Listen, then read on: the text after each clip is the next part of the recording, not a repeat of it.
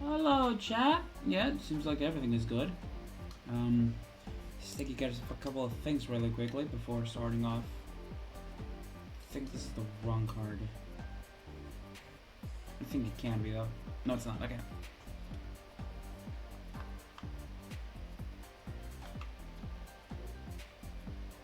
So.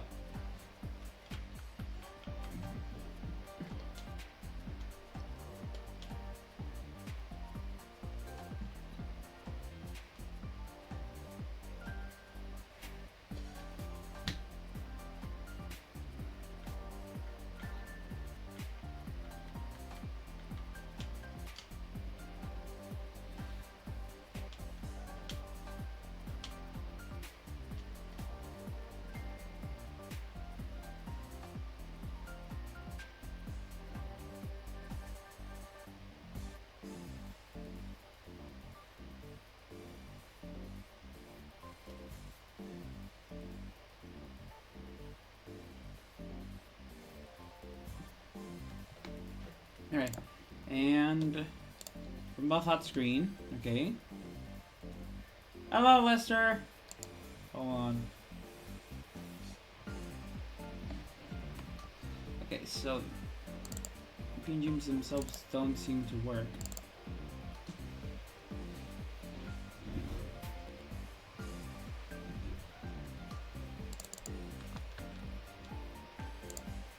So we're going to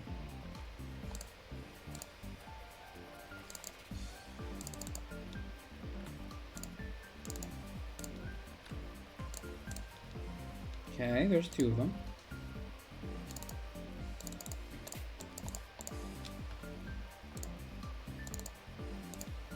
Alright, and that should be everyone. Hola, Gemichu. Esto es el podcast de cada semana que hago todos los domingos con mis colegas que hablan inglés.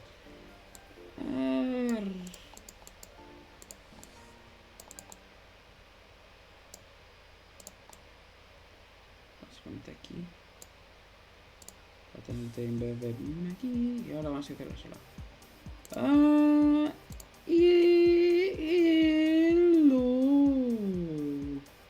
Hello there. Hi. General Kenobi. General Kenobi. Hello there. But what? Me just going hello there, so of course I have to say General Alright, Kenobi. so And the rules.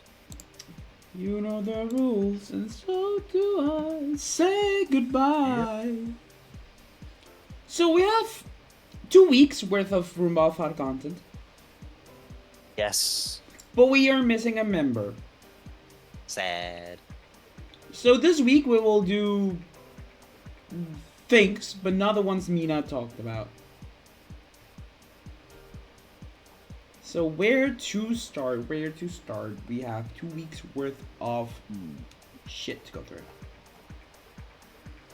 Oh, you had something. Oh, how about we with start from the top? potato? What do you think I'm doing? Okay. Scrolling. So the first thing that doesn't have the check mark is me asking how would a portal gun work. Good question. Moving on. There's no one. Okay, hold on. Let me look it up. How would a portal gun work? I was expecting. Imagine if it's like the Valve Portal games portal. Yeah, I think it's that's the one I'm talking about. I think they like have an explanation, like a goobity goop science fiction explanation. You know, it's a goobity goop science fiction explanation. So the handheld portal device. Okay, when the device is fired, a burst of energy will be released from the end of the device. If the projectile strikes a valid surface, a portal of the corresponding color would be formed. If a portal of the other color is already placed, these two portals will be linked. So basically, there's two energy, at least from what I just read from the wiki. There's two energies inside of the portal gun. You shoot one, you create a portal, but that portal has no link. Which means that you cannot go through it. But if you fire the portal of the other kind, those two portals will link, letting you go through them as if it were some kind of door. I don't remember why I asked this. I think I was watching someone play Portal, and that's why the question arrived in my mind. Moving on. This is very cringe to me, but Riz has been named the 2023 Word of the Year by the Oxford University Press, beating out Swifties, which I have no idea what it means, Parasocial, Beige Flag, okay, I've never heard of that word, and Situationship. Out of these words, I have no idea what the fuck they mean. Riz, though, is fucking stupid. Swifties, I'm pretty sure, is like the Taylor Swift fan club. The fuck? Some celebrity who does songs or Yeah, whatever. I know who Taylor Swift is, but I'm surprised, that's a thing. People are weird. That's putting it lightly. Welcome to the internet. Have a look around. Yeah. Right. What else? And we have... Oh, Venezuela starting shit. Oh boy. Yes. So, if you're not aware, Venezuela has decided it wants to start shit. Specifically, it has been posturing about, maybe,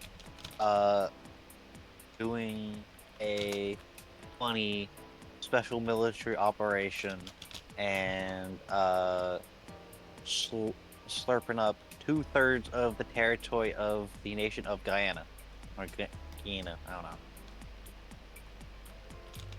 know. That place. They've been posturing to try and snag some land, because it's a really old border dispute or whatever, and in typical really old rekindled border dispute fashion, there's oil there. So suddenly, like, now I really care about this again. Of course. Of course. Plus, it's Venezuela, which is already a petro state, so. Yeah, and it's also having starting shit. Yeah, that and it's the old tried and trusted Latin American tactic of, is the economy gone to shit? Are all the people really unhappy with you? Start a war to distract everyone from their misery. That's why. Why does it always have to be wars? It worked so well for Argentina. I mean, they went and poked Britain. That went well for them.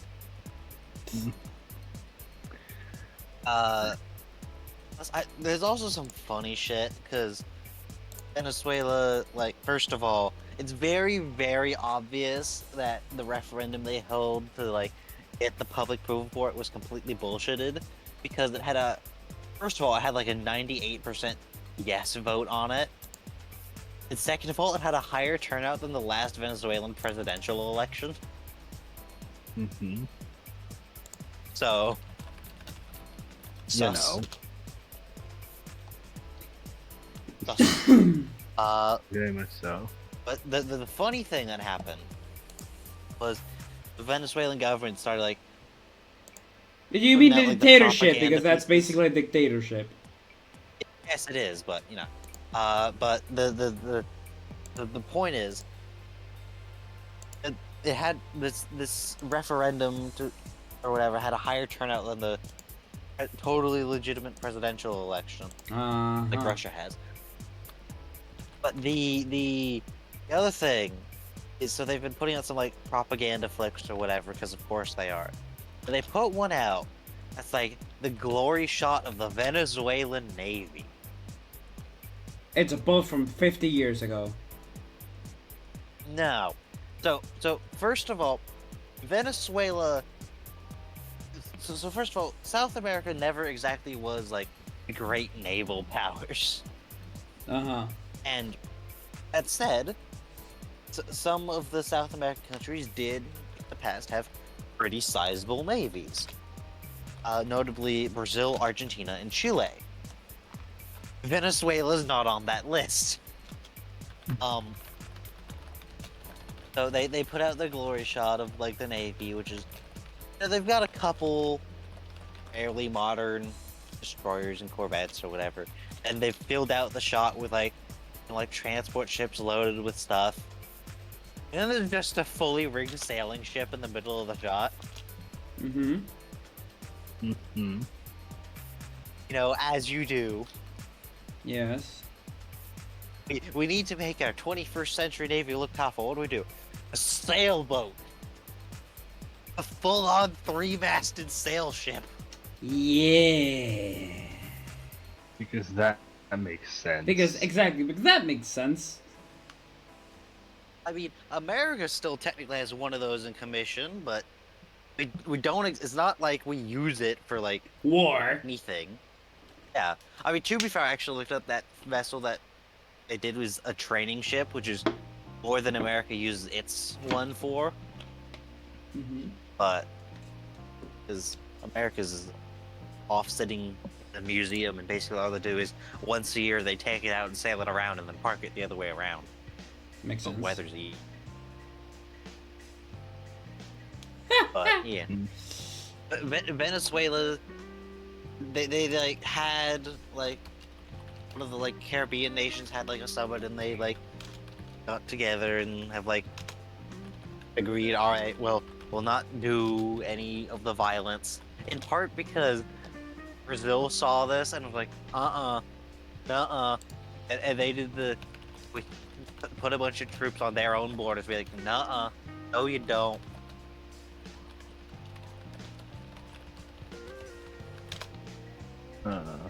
Everyone's worried about going to Brazil, but you should also be worried about Brazil going to you. Yes. Yes. All right. Especially given, reminder, Brazil is a very large country. Yeah. Not even just by like South America, it's the largest country in South America. Like in terms of like population and all that stuff, all those stats, it is Big. very strongly the regional power in South America. Unless America's decided to come swing a by again, but you know. I wouldn't be surprised if part of the reason Venezuela's up right now is because America's distracted between Ukraine and the Middle East. There. That said, you know, when one of the countries be like, "Yo," and we've had the international arbitration, pointing to all those things, and the other country's like, "Nuh-uh, nuh-uh, they don't have jurisdiction." The fuck you mean, nuh-uh? This is not how this works. Anyway, it's literally just Petro State wants more oil. They're being a little bitch about it, and it's also doing something to like prop up the questionably at best popular not dictator. Mm-hmm. Anyway, next, Ron DeSantis, the Florida man. It is whatever is the opposite of drip.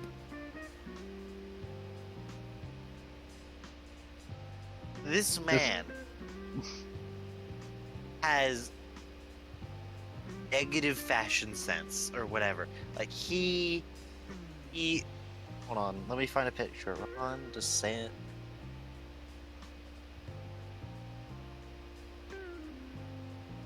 Yeah. So, Mr. Ron DeSantis, the governor of Florida, that asshole.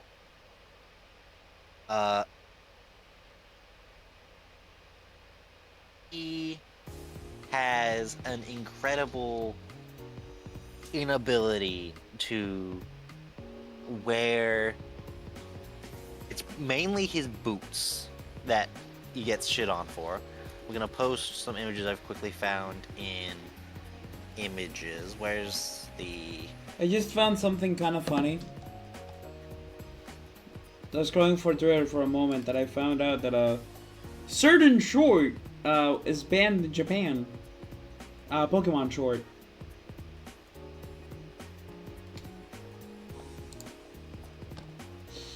There's a good picture of this.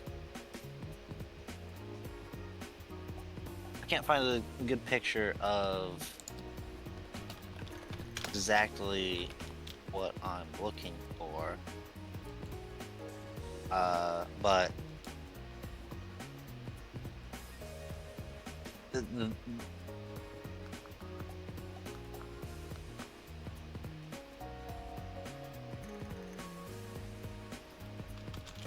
he has some really bad fashions, whatever. Because, so first of all, with his boots, it seems Those that are he made has for taken walking? to.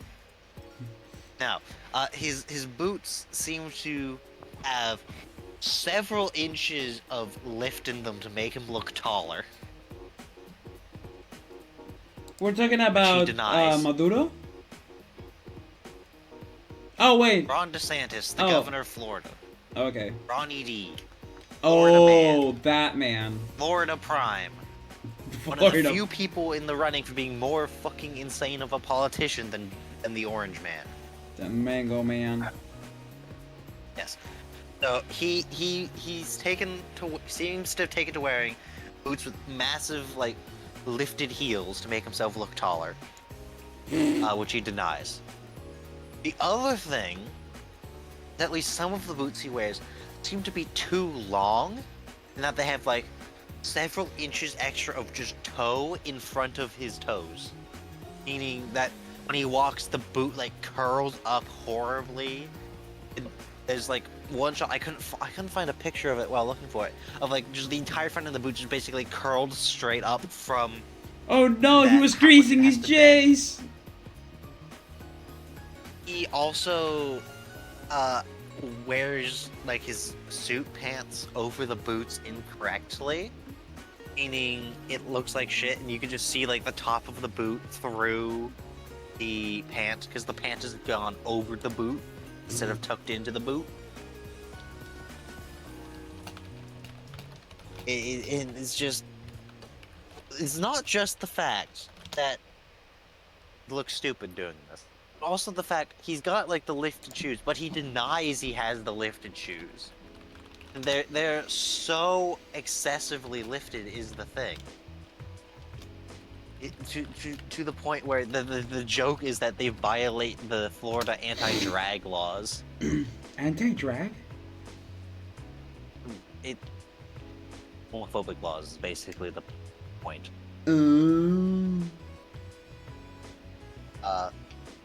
Because, you know, Florida.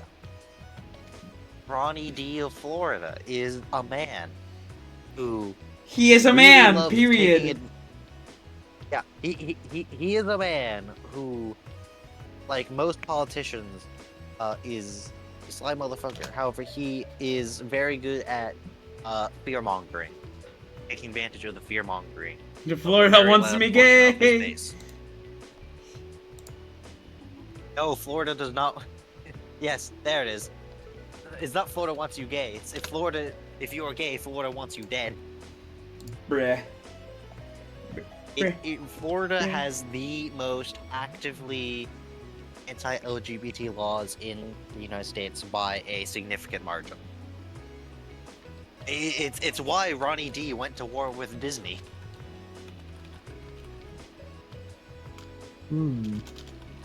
It's that man. I think the best shot though of him like trying to hide the fact he's not very tall is there's like a side shot that was taken of some debate where it's like him behind the podium in his stupidly lifted shoes standing on a box. Make himself look the same height as the person he's like debating or whatever. Hmm. No, Mina, we need to keep the global warming going so the sea level rises and sink Florida. That should be fine, because they've been at war with the sea for the last several hundred years. That'll be fine. They can manage.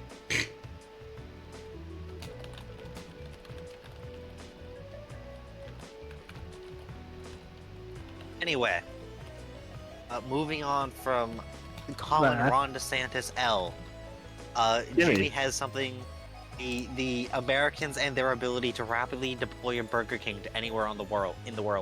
That is okay. So, I don't remember. The usual. I'm scrolling through Twitter. I see interesting thing. I want to talk about it, but I don't really know much about it. But the fact that you Americans can just make something like, I can understand why you would do it. Because it's like you can get basically a taste from home away from home. Yes. America.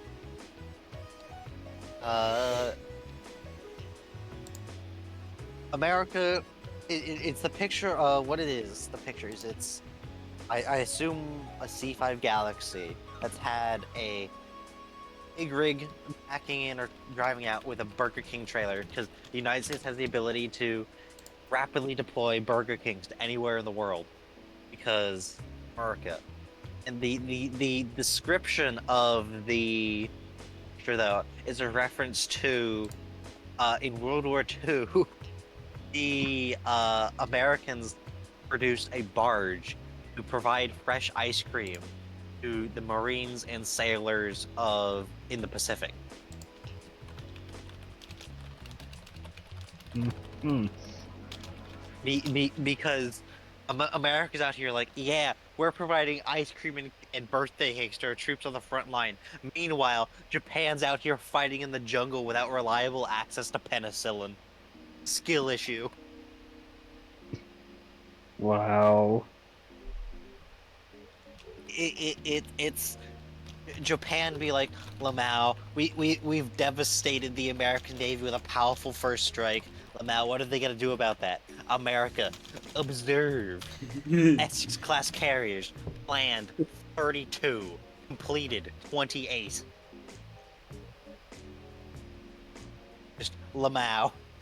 Skill Wow. issue. Skishu. American industry go burr. Just casually create more capital ships over the course of like 4 years than Japan built in the entire course of the war. Liberty type transport ships, number built 2,175. Skill issue. And you know what the funniest thing though about the stupid ice cream barge is? The thing is the reason why it was built is so ice cream became a standard luxury ration for the U.S. Navy during the 1920s when America decided alcohol should be illegal, and that did not go well. And so they replaced the alcohol ration with ice cream. It just kind of stuck around because everyone liked it, at least on the large ships that had the ability to create their own ice cream. So when the Lexington CV2 got sunk, it sank very slowly, and a bunch of the sailors just raided the ice cream stores on their way out. So the Navy's like, you know what? Ice cream for everyone. So they built a barge to supply all the small ships with ice cream, as well as all the shore installations and marines. It's like, yeah, the Japanese got pretty demoralized by just not just the amount of just off the Americans had, but the amount of off the Americans had. The U.S. just there's a reason I say World War II was won primarily by 3 things: Soviet blood, British stubbornness, and American steel. Not in that order. Hmm. The Americans just outbuilt everyone because, reminder, at that point in time, America had like 50% of the world's industrial base. And then we flattened most of Europe. We flattened most of Europe. That makes total sense. Anyway, there's another picture, by the way, instead of the Burger King I saw, where it's loading in the Wiener Mobile. Yeah. Alright, Also that the is next thing? very funny.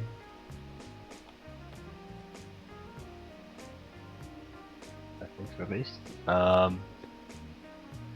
Right, next thing in What's there. Jimmy, what was that about Mountain Dew and the AI? Okay, so this was so this is related to something that happened with Octo.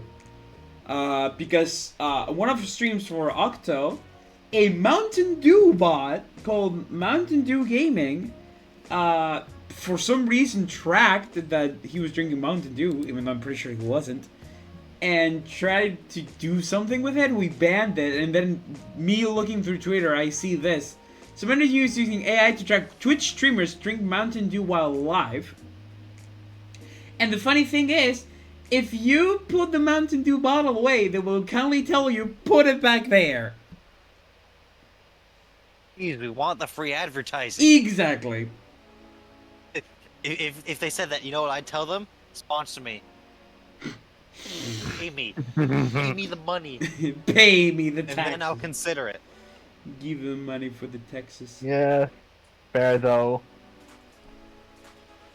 It was just something. The funny thing is, it was not long after that happened with Octo, and I was like, God damn, okay then, Mountain Dew trying to get free advertisement, you little bitch.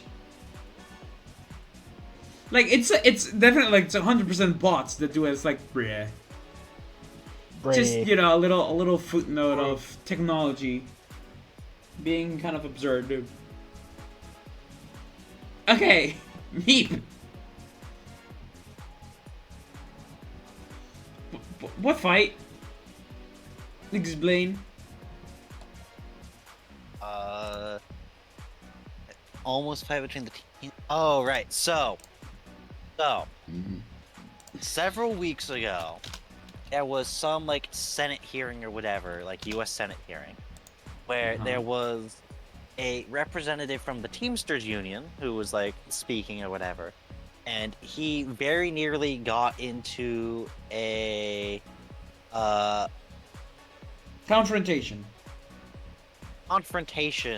with one of the Republican Team Red senators.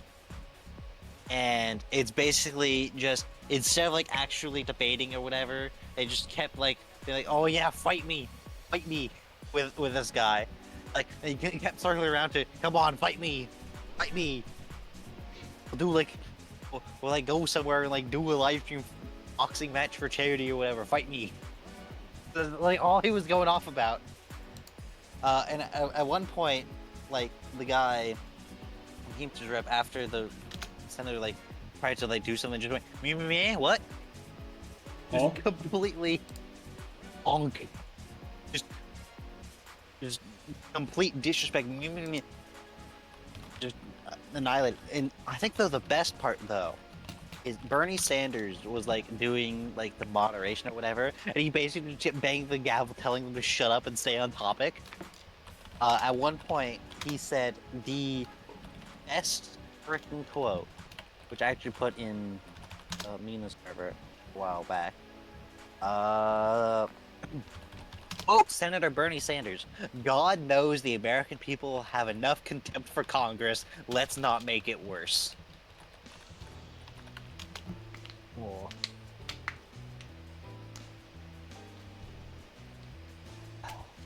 And the thing is, said this, and then they went right back to be like, "Fight me, bitch! Fight me!" At one point, like one of them got up to like, and got turned around and like, "No, sit back down. Sit down, you fucking idiot, bitch! Sit down." It's just funny in the way it's just so like just stupid that this happened, but like Lamau.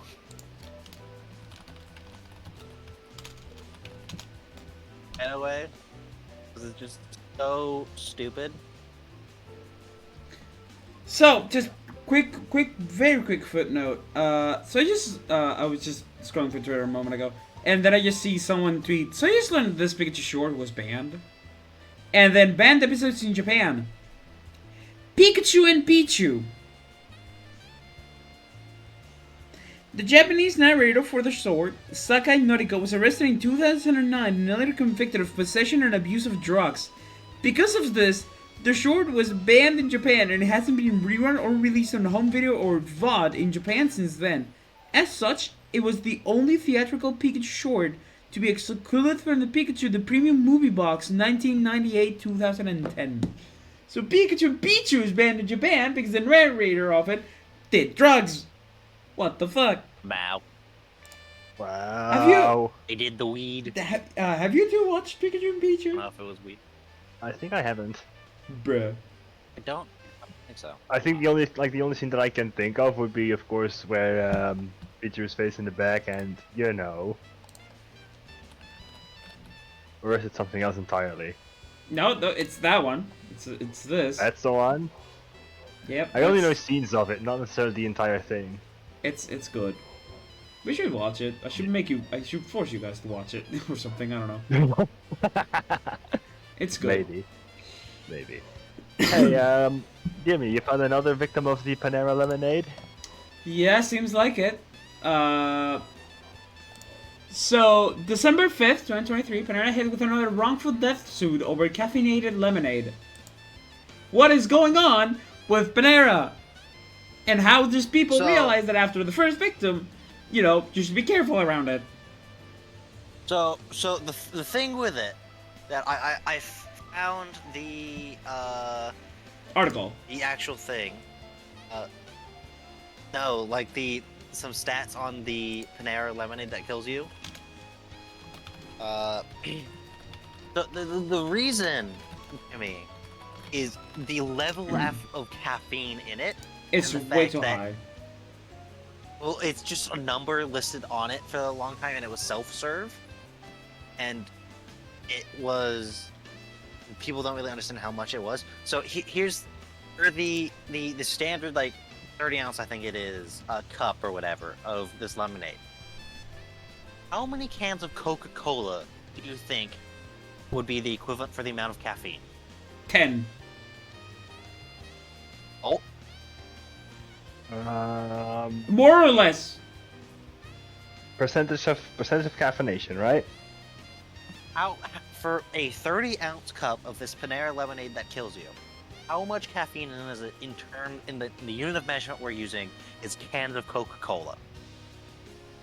I would almost just say 12. Alright. Bolt was closer. Because it's 11.5. Bruh. 11 Bruh. and a half? 11 and a half 11 and a half. cans of Coke have the same amount of caffeine. Or for another stupid Americans cannot use conventional Monster unit of measurement. can. No. 5-hour energy drinks. Huh? 1.8. Huh? Yes, Mina, we're talking about caffeine. That makes... So it's basically 9 hours of 5-hour energy. What the is the fuck? amount of caffeine. That is... 5.8 of the 5-hour energy bottles. That is Yeah. ridiculous. It is absurd the level of caffeine in it, which is why it's causing them. Because that's yes, the Mina, we're talking about the caffeine in the Panera lemonade. Yeah, it is so yeah, we're talking about it again because someone else filed a wrongful death suit, and I found the actual numbers for how caffeinated it is. Yeah, it is super over-caffeinated, so it's no wonder it was causing problems. And the thing is, do you know why they over-caffeinated it so much, Jimmy? Mm-hmm. Caffeine's an addictive substance. Yeah. Yeah, caffeine is okay. So you wait, hold on. You said it's not, or it is? It It is is. an addictive substance. Yes, yes, it is. Okay. So it gets people to buy more of it. And Kid Icarus Pit, you can't because they've toned down the amount of caffeine in it a bit. So it's not as bad. It's still really heavily caffeinated, but not nearly as bad. Also, it's literally more caffeine than like you'd see in like proper energy drinks, and it wasn't marketed as that. It was marketed as, oh yeah, there's a little bit of caffeine in it to give you a little push or whatever. No, drink. Yes, enough caffeine to make you want to fight God. Yeah, which is why it caused problems for these people with caffeine sensitivity. It's the thing is with caffeine is Yes. caffeine is toxic. It is a neurotoxin. Yeah. However, it is targeted for 1 gram bugs. Reminder: for metric, the typical unit of measurement used for measuring humans is kilograms, which is like 3 orders of magnitude. Jesus, what? So it's like neurotoxin for like very weak things, and it doesn't. That's for it's designed to kill like bugs that are munching on it, not stupid apes. Buy NFTs of even stupider apes. Oh my God! I have something to talk about NFTs. NFT like Bros the took another loss. the only recorded instances of caffeine like causing like people to die are either people who have caffeine sensitivity or people who ingest it basically pure. Because the fact is, even with the Panera lemonade that kills you, in order to ingest enough of it for a healthy person without a caffeine sensitivity to like die, you basically need to drink it so fast that. But the problem is, you'll basically be pissing it out faster than you can drink it. Ugh. That's I'm disgusting. pretty sure. Yeah, it's just it's borderline impossible to drink enough of a caffeinated beverage to run into problems if you don't have a caffeine sensitivity. Mm-hmm. In terms of it killing you. Yeah. That said, it can still have negative health effects, particularly if you don't usually drink caffeine. Yeah, that makes sense. Yeah, there's the thing. Your average cup of coffee has 100 milligrams of caffeine. The Panera lemonade that kills you had like nearly 400. What the fuck? Just It wasn't marketed as an energy drink, by the way. This is something, yeah, perfectly normal. Anyway. It all makes sense. No, it doesn't. The Tesla Cybertruck. Oh, and it's going let's to be make ass, fun. according Let's to make. you, what you're Let's saying. make fun of Elon. Yup. Let's make fun of him again. The Tesla Cybertruck is... Where is this again? That's the Grand Theft Auto 1 graphics. Yes, me. Oh, so we're talking how it's going to be incredibly ass. Got it. Okay, here. Yes. So if you're not familiar with Cybertruck, the Tesla Cybertruck is a stupid thing Elon Musk has come up with. That is basically, it looks like it's made with like PlayStation 1 Grand Theft Auto graphics. Early PlayStation 2 Grand Theft Auto 3 graphics. Lol. It's got all the polygons of like the original Tomb Raider Lara Croft hits. All 2 of them. You know what I thought of? Both. I think you know what I'm thinking of, right? Yep. Would it be the dub? No, I was thinking of something else. I was thinking of this. So I it thought you has were as thinking many of polygons the, as that. Nick Adventure Look dub. at images. Hold on, I'm getting a picture. I'm Look getting at the like one of their images stock provided. images, Hold on. so you can put it up on the stream or whatever for the Oh yeah, of course. people. Of course, the polygon beast. Of course, I should have known. Shame on me. I should have known. Yeah. The polygon braid. So it's that thing. Bruh. So, yeah, it is an incredibly stupid-looking thing. Yes. Some people like it, whatever, don't care. That's not the point of why it's incredibly They're stupid. stupid. Oh, the its looks is honestly, uh, only indirectly, the cause of some of its problems. But so first of all, the entire body paneling of the Tesla Cybertruck is stainless steel.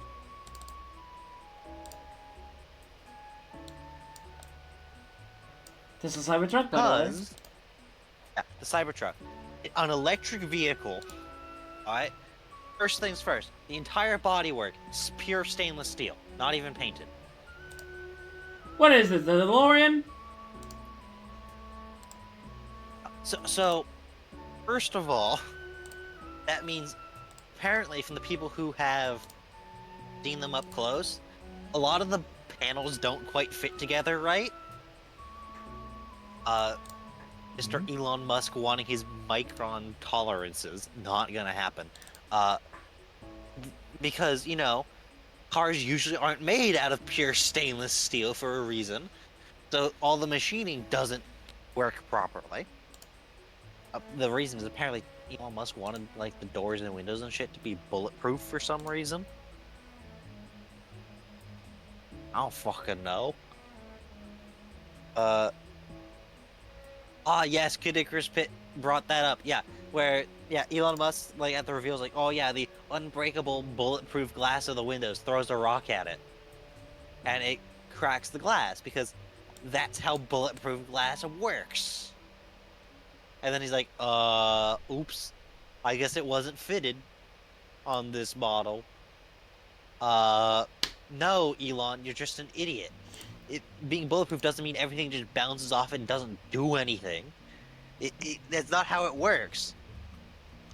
Yeah, If he you thinks threw it that rock does. at a normal piece of glass, it probably would have gone through the window. But it didn't. You're just an idiot. The other thing with this thing, by the way, the Cybertruck, my understanding, is not allowed to be sold in Europe. What? Do you want to take a guess as to why it's not allowed to be sold in Europe?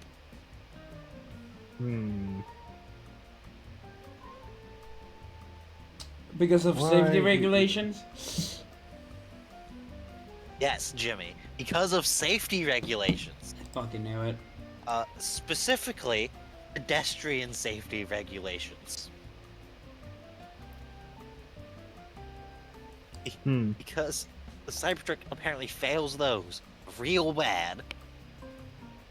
But also, crash safety regulations for to crash into anything else. Because the thing is, they released like a video of like them crash testing it. They like crashed into the wall, and someone put it up compared to a bunch of other comparable vehicles. And the Cybertruck Yeah. into a wall at 30 miles an hour, which is 30 mph to APH, which is 49 kilometers an hour. So they crashed it into a wall. Now all the other like trucks and whatever, when they crash into the wall, the front end gets pulverized. Cybertruck is mostly fine. And that's What? a bad thing. Yep. Now, either of you tell me why that is a bad thing.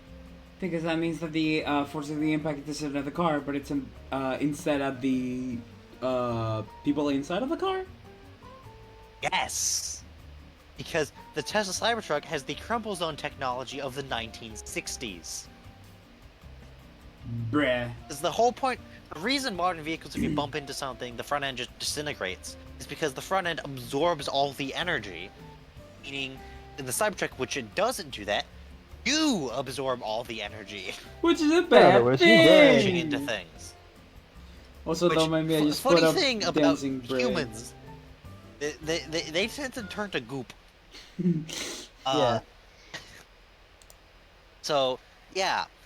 So the Cybertruck is also unnecessarily heavy, obviously.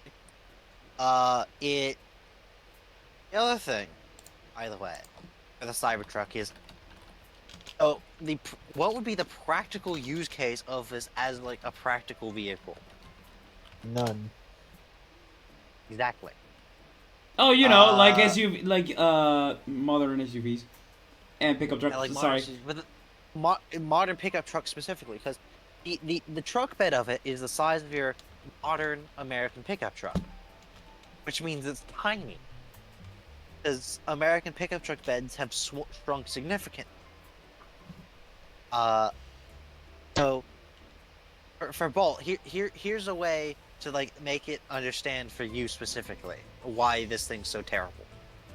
There's a picture of someone who like tried to put a bicycle in the back of this thing, and fitting it like you had to basically put it in diagonally, but it didn't even work due to like the way the sides of the bed are beveled. Bruh. So you basically have to have half the bicycle hanging off the tailgate in order to fit it in the back of this truck. That's a horrible idea. I can tell you, that's just not gonna work. If you were to do that, just know that bike's gonna fall out no matter what. Yeah, you can't even use it to like carry things effectively. Other than, I shit you not, they have a battery extension pack you can fit into the back of the truck bed. Just why? Give it more range. Except the thing is, so you can't really use it out in the country because it has no truck bed space. It's only usable like in town, at which point you don't really need the extra range. Also, a lighter electric vehicle would give it more range for the battery it does have. The thing is, I will give them this. There is one feature that is smart for them using it as like a predominantly city vehicle, which is stupid. It has rear axle steering and front axle steering. All four wheels can steer the vehicle simultaneously. God. So it has a much tighter turning circle, Okay. which if you're driving it around town, is good. But But if you're driving it around town, just get a normal car. Because it has a tighter turning circle compared to a normal pickup truck. Still means it has the same turning circle as a normal car. So just drive a normal car. Which is, more energy efficient because it doesn't weigh a bajillion pounds. Yeah. It's just, but why? It has no purpose. Why? Also, Elon Musk, when he originally unveiled it, was like, yeah, it's gonna cost like $30,000 when he originally unveiled it. You know what the current estimated ticket price is for the Tesla Cybertruck base model? don't on 30,000. Not that much. 70,000. It is a flat $100,000, Well. which is, triple what they originally advertised it.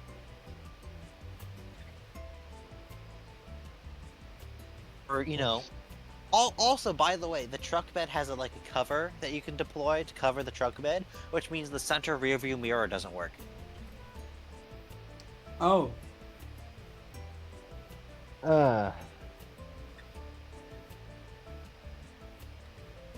So they've got a camera instead.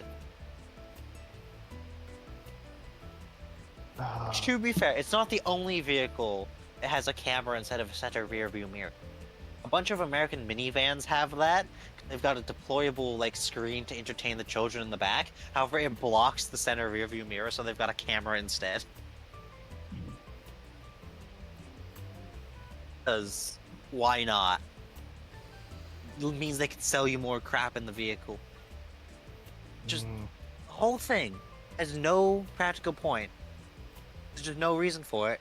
And from what I heard ugly. from the people who've actually seen them up close, the build quality on them is shit, so they look terrible. There's a bunch of huge inconsistent panel gaps on them. It looks terrible. Just dumb. Oh yeah. And apparently even Elon Musk has admitted in an investor call that it's basically already starting to crash and burn. As it should. By the way, funny thing that Kid pointed out, since we do have a Dutch person, I'm still pissed fucking people from Fiji can gamble on Twitch, but the Netherlands can't. Yep, there's Thanks, a reason EA. for that. Yep. Thank you. Remember the it's whole Electronic Star Wars Arts' fiasco fault. thing? Thank you, EA Sports. What a shame. Oh, it wasn't EA Sports. It was a different part of E Yeah. EA. Yeah, well, I had to say the meme. It was from the same person that was In Unity right I mean, now, the right? person for greed. The person who caused the Unity fiasco is the same guy. Yeah, it's that person Fucking hell. who basically said, no, you cannot do this. So it got to the point where you cannot even do something as simple as open a free crate in TF2. Nope, that's not even possible anymore either. Bruh. Yep. So you need a VPN to open crates in the F2? Oh, sorry. I just... Either a VPN or just go to a friend, give them the thing, and then trade it back once it's able to be traded back. But basically, yes. I don't know It's why that stupid. just... I don't know why that just came to mind. Wait, hold on. Wait, would the recycling machine in Scotland and Violet be considered gambling? Because you put things and you get things with a random chance.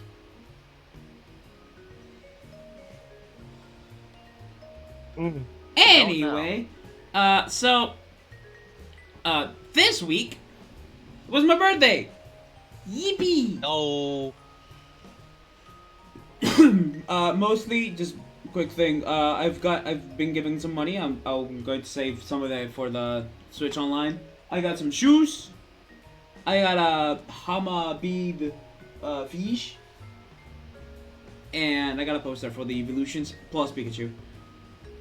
No. That's pretty much it. The wheeze. Oh. Alright, Also, yes, we have a dancing Umbreon on screen. yes. Dance. Look at him go. He's got all the polygons of the Tesla Cybertruck. That's why I wanted to post the GIF. Yeah. It all makes sense. Jimmy, DLC next you. Oh, okay, so, not to go into spoilers, because I don't want to go into story spoilers, but a general sense, I wish Pokemon didn't rush out the game and actually made it working. Because this game is fucking great. The DLC was just more shit to do that's fun. It's like, god fucking damn it, Pokemon Company, Game Freak, whoever it is that you make the games. Why do you have to rush it out? Why does it have to look like shit? Why does it have to be so buggy? Money, I know, and it fucking sucks. Oh, no, Jimmy. It's because Nintendo told them you will release it on this day. And the dev's like, but it's not ready. You will release it on this day.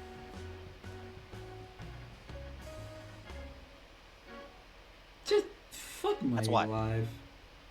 But yeah, long story short, new legendary Pokemon. You can get all the legendaries from older gens back, except Gen 4 and Gen 6 for some reason. You can catch all the starters for the first time in ever. What? Yeah. Is that legal? Yeah. You need to upgrade the biomes basically to be able to catch the starters, except Gen 9 starters. But you can catch every single starter from Gen 1 to 8 in like the wild. They're in the wild. I've seen them. I've seen a Rowlet walk up to me and just stare at me with its dumb little Stare face. into your soul. Fucking rotund bitch. I'll punt it into the moon. Anyway. I think that's actually like a thing in like one of the episodes of the anime. It's just freaking someone needs a Rowlet. Yeah, probably. Yeah. But yeah, it's very good. Also, the ability to walk around as your Pokemon is very good. I transferred a Latios from Pokemon Go, which that's a journey in itself. I had to catch Latios in Scarlet and Violet to be able to transfer my Shining Latios from Pokemon Go to Scarlet and Violet. But like, you can just fucking zoom. Okay, no, kid. This is the thing. I don't mean as in getting a free starter Pokemon. No, I mean as in you can literally see 5 Tepics in a group spawn in. like getting starters as gifts has been a thing since Gen 2 because you could get starters in Gen 3, Gen 4, Gen 5, Gen 6, Gen 7. I don't know Gen 8, but you can get like gift starters from older generations. Like I mean, Gen 6, if you got the event, you could start the game basically with 3 starters. Gen 6, you basically had 2 starters, Gen 1 and Gen 6 starters. And a free Torchic True. in one of the events. I remember when I started Omega Ruby, I started my game with a Mudkip and a Shaman. That was funny. Yo. The Shaman was level 100, but you know. That was Perfectly fun. balanced, as all things should be. As all things should be. I mean, hey, at that point, usually if I had like an overleveled Pokemon, I mostly use it to heal other Pokemons because I know they won't fucking obey me. So I can use it as a meat shield.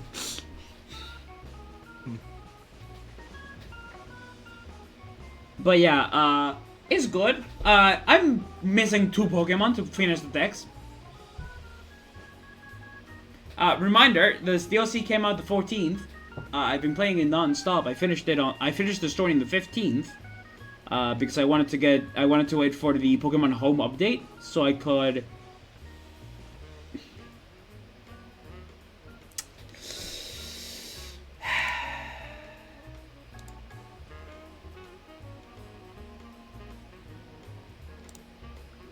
Shush. That joke was so bad you deserve to be silenced for a minute. Lamau. Anyway, well, 86 seconds. You know what? Goes enough.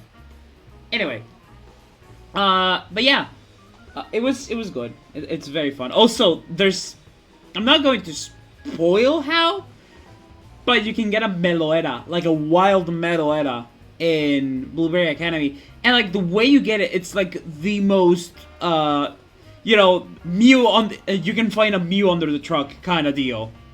Oh boy, here we go again with that. Like you have to go to a specific place, do a number of specific actions, and then it will show up like singing. It's wild. It was wild. But yeah, long story short, this has made this DLC was the cherry on top to make me love this game. It is probably my second favorite mainline game. I don't want to say my favorite because I still think it could have been much better. Because it could have been, and it should have been, Game Freak. But that's besides the point. Where to now? The GTA 6 trailer dropped. Oh, true. The first GTA with a female protagonist. Weird people on the internet are losing their minds. Oh yeah, that was DLC Wave 2. Lomao, I remember that we didn't do that because I was in DreamHack. And then the DLC came out. That's funny. Well, why are conservatives being weird? Well, some people basically started anger mill on Twitter, claiming that the female protagonist was supposedly trans or whatever, and people losing their minds over it. That and like some very weird people were trying to like virtue signal, like Elon Musk was like trying to virtue signal, like saying he tried to play GTA 5 but quit after like the first minute or whatever of the. Oh yeah, because they had to shoot mission. cops. Yeah, and he's like, "Oh, I could never do that." Shut up. Shut up, weird man on the internet. Go back to killing Twitter like a normal billionaire. Anyway, the other thing is some people are like, "Oh my god, it's woke. There's so many non-white people in Florida." Like, bruh. Just shut. Oh my god, there's people who aren't white in Florida.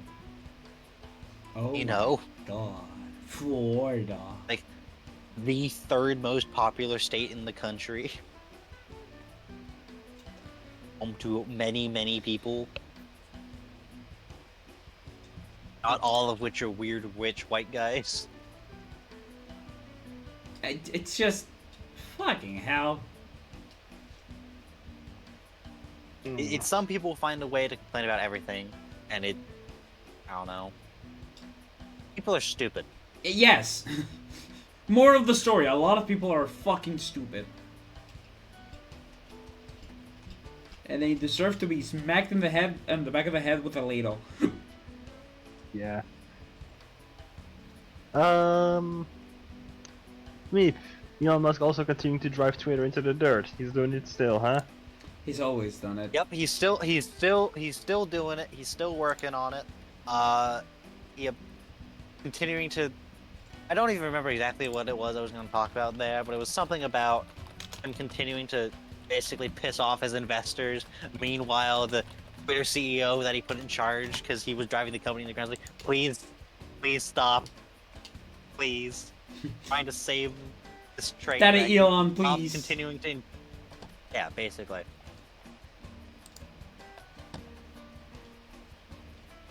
It's please stop making this situation worse, boss. And Elon Musk himself just hurt. I think this He man cannot has shut the something. fuck up. I think this man has some kind of problem in the head. Like, it's not normal. He Yeah, has an normal? exceptional amount of stupid going on. But Yes. what it is he's got an incredible ego. True, also that, but I don't mean just that. I mean, like, literally something on the head. Yeah, probably. It just doesn't make sense. Example of comically bad propaganda coming out of the Middle East. That's been a lot of things lately. But explain your Oh, case, yes. Meep. And believe me, it's gotten worse. But so the specific example I saw was so obviously the Middle East is doing the Middle East thing. And obviously the sides involved putting out propaganda and specifically has put out some incredibly bad propaganda. It's almost like comical. Like the level of nonsense that is being said. For example, one of their things they claimed as part of like the propaganda of like, oh, we're only targeting the terrorists or whatever. It's like, so they recently claimed to have found a pristine condition, annotated, post-it note taken in immaculate handwriting, by the way, copy of Mein Kampf translated to Arabic on the body of a Hamas fighter in a Hamas base, wholly contained within a child's bedroom.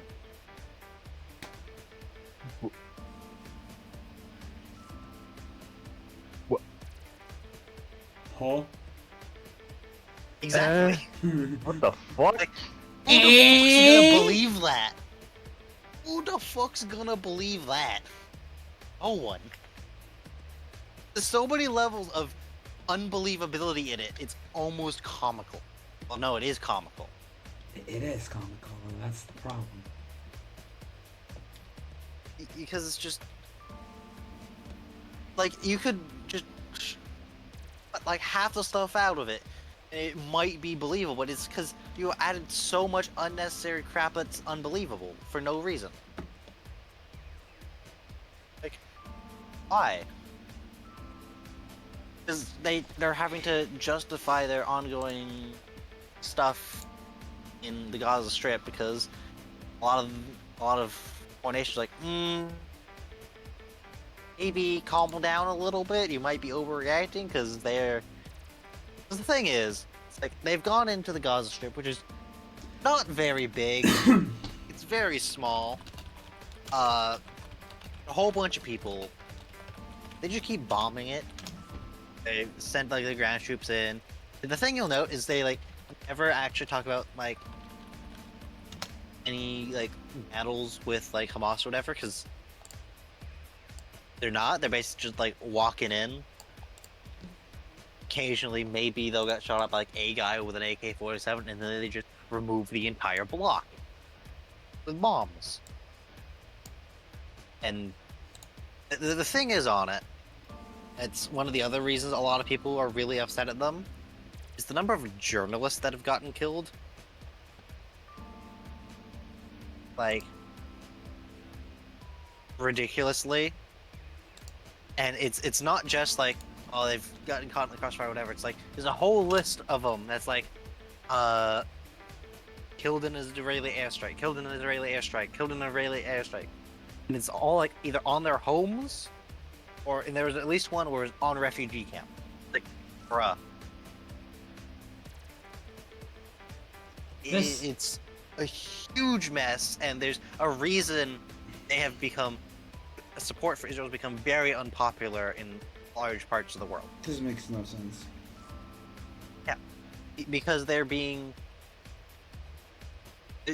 just turning the Gaza Strip into a Walmart parking lot.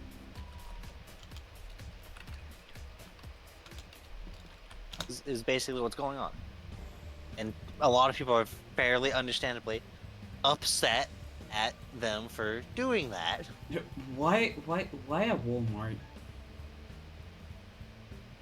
What do you mean by that? Walmart parking lot? Yeah, can you explain to me what that means? Walmart is known for having excessively large parking lots in the United States. Yes. Also, it's like how a while back we joked about the United States turning Moscow into a Walmart parking lot if do it without risk of reprisal. That was a bit a while back. I remember that. I think there's a Twitch clip of that. Wouldn't be surprised. The point is, they are putting out some really, really shit propaganda to try and get people back on their side. Very shady. It is not working. Yeah, because they're doing some really not so good stuff in their ongoing stuff, and people don't like it. Think they should maybe not. Maybe tone it down a bit. Like it's the old United States destroying half the Iranian Navy in one business day as a quote-unquote proportional response. Anyway, moving on from that.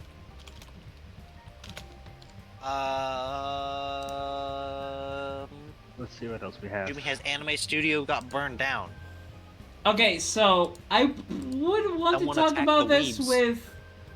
Or the source of weed. Okay, so pretty sure this. I want to talk about this with Mina because she knows about this. So we'll wait for next week for that. So you remove the take place. Thank you.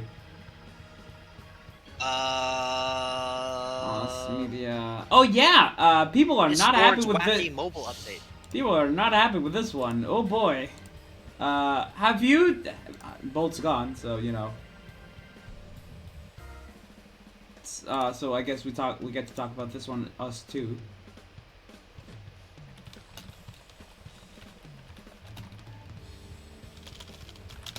So yeah, Discord got a new wacky update for phones, and people are very angry that you cannot go back to the old one. To the point that people are trying to, you know,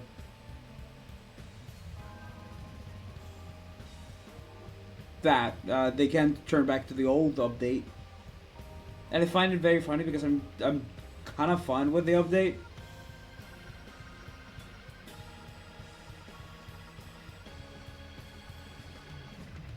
But yeah, it's just, I feel like people are exaggerating the update. Have you do you use Discord on your phone?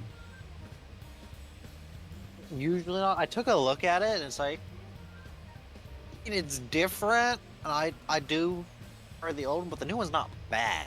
Yeah, I don't think it's bad. Like, yeah, not being able to see images from the search engine is kind of shit. Well, you can see images, but you can't tell when they were sent. I didn't notice that. Yeah, not and I think other things like at least when the update first came out, people were not happy with the update with the changes. People were like doing the usual, you know, oh no, crappy platform, better get the fuck out of here.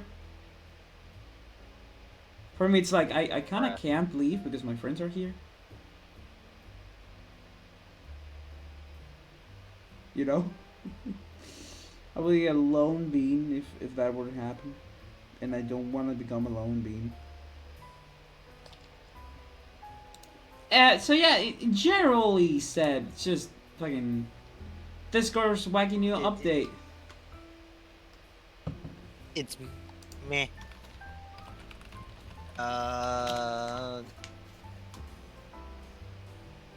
So yeah, I think it's fine. There's more like a lot of things I things. would have preferred from the old one, like stayed on the old or stayed on this one instead of changing. But separating DMs with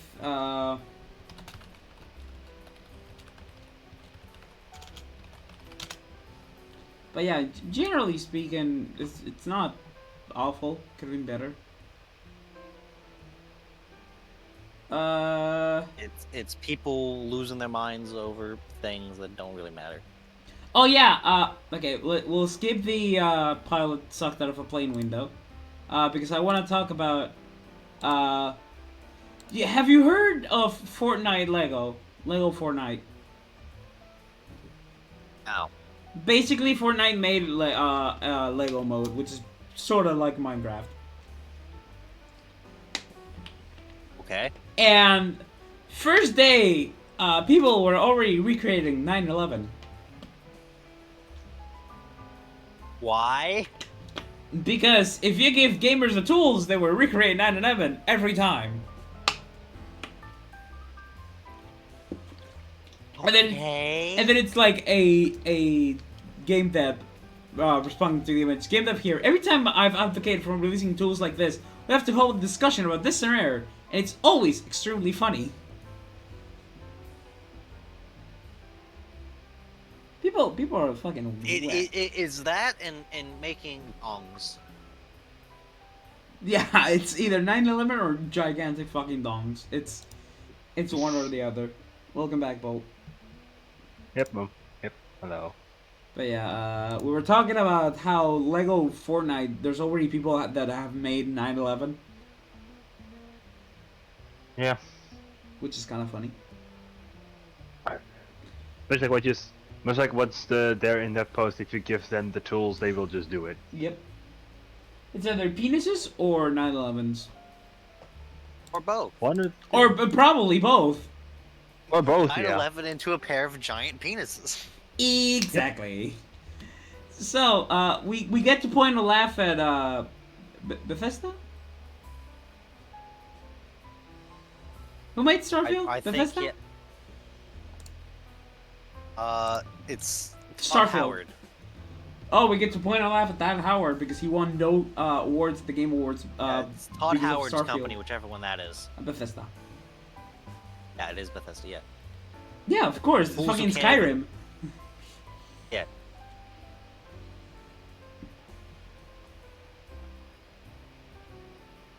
That's very funny. Starfield failing to win a single award at the Game Awards. Also, something very funny. People were complaining that Spider-Man 2 didn't win Game of the Year award, but Baldur's Gate 3 was. And one of the person saying that it should have been Spider-Man 2, they literally just showed a cutscene. And it's like, bruh. Like, yeah, I know cutscenes are cool, but, you know, I'd rather be playing the game than watching a 20-minute cutscene. I say this, and I'm a role-playing gamer. I play a lot of roleplay games. And those are known for long cutscenes. So yeah, we point on Maybe that. just one example would be Mystery Dungeon. I was going to more so say Final Fantasy, but you know. Yeah, that definitely. That one as well, yeah. We're gonna skip the Doom machines because I want Mina for that one. E3 shutting down. No more E3. Sad. Yeah, I saw that as well, but I was like, wait, hold on, is this actually for real? Did they actually full That's on stop from it? And then it Twitter's was E3. real, like, That's wow. real. That the fact that this is real, the fact that they went on for 28 years. You heard that, 28.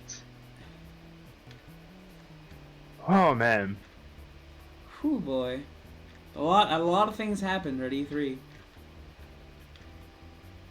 Like, I get that companies want to do their own presents for games and such, but having every once in a while that one event where all the companies huddle up together and show their shit, AKA the big one. aka what was E3, was a pretty big achievement. But ever since COVID, E3 has just gone on a decline, and that's why E3 is no more. Thanks COVID for killing that. Horrible joke, I'm sorry, but basically that's what happened. E3 just died because of the measures that had to be taken because of the outbreak.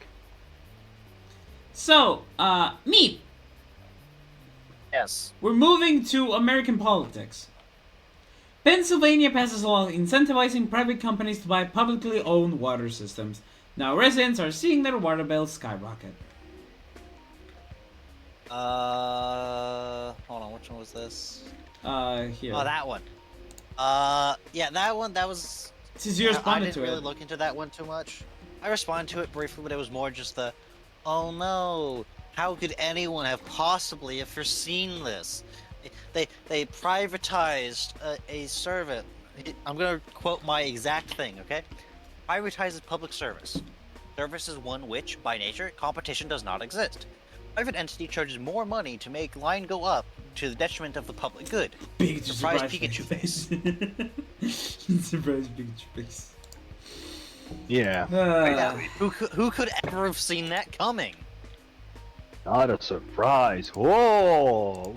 What a total shock!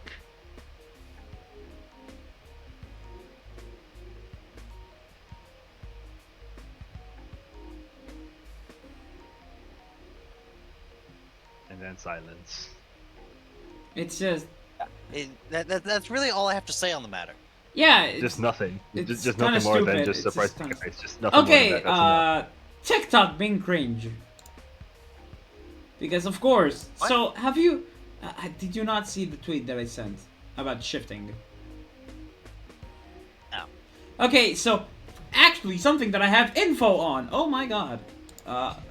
So basically, from what I remember looking up, because I looked this up very briefly, what shifting means is that you basically go to a parallel universe where certain decisions that you didn't make in this universe happen in that universe.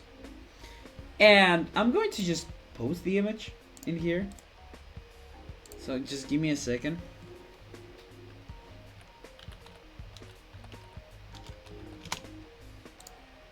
But it's just like people talking about how, someone quote unquote shifted to this reality or to other realities to live the life that they want. It's like fucking stupid. As most of TikTok is. Okay, so it's very I didn't want to do that. You say TikTok is being cringe again. When has it stopped being cringe? How was it ever not cringe? That's the thing. It's always been cringe. Always has been. So I'm going to. So just to give you an example, I'm going to leave one of the images like showing. And it's just like, what the So now people are trying to just say, oh, I'm just going to go into a parallel reality where my life isn't shit anymore because of the decisions that I made, and because I didn't like the decisions that I made, I'm going to now shift into another reality. Hold on, this one actually makes more sense. Like,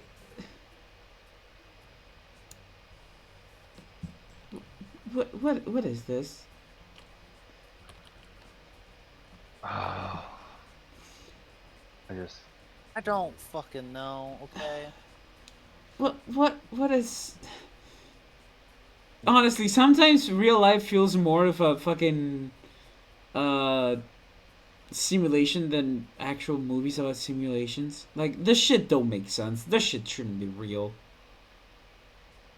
Yeah, people Well, no, think that's it the is. problem, Jimmy. If the movie's about a simulation, the simulation has to be believable. Real life doesn't.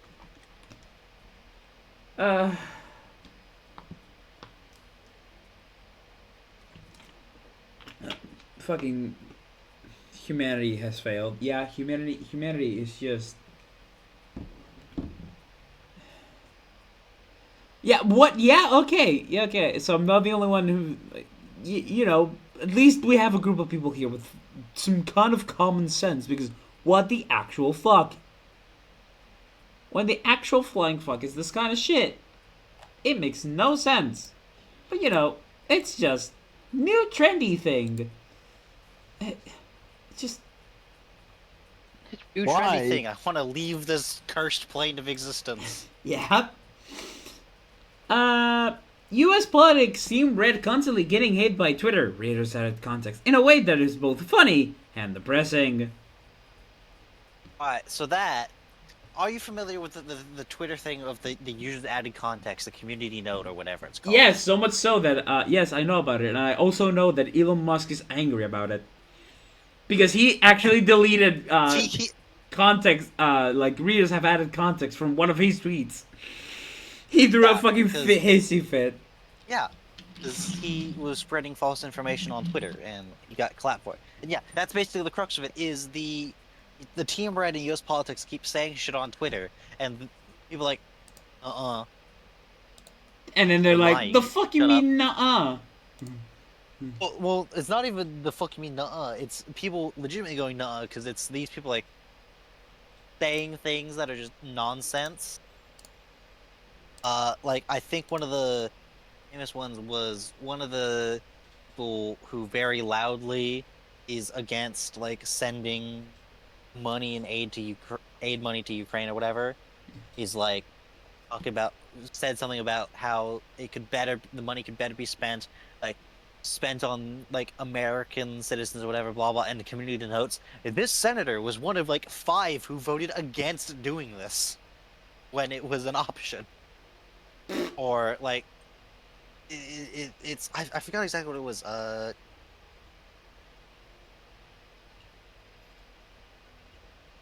Let's see if I can get some.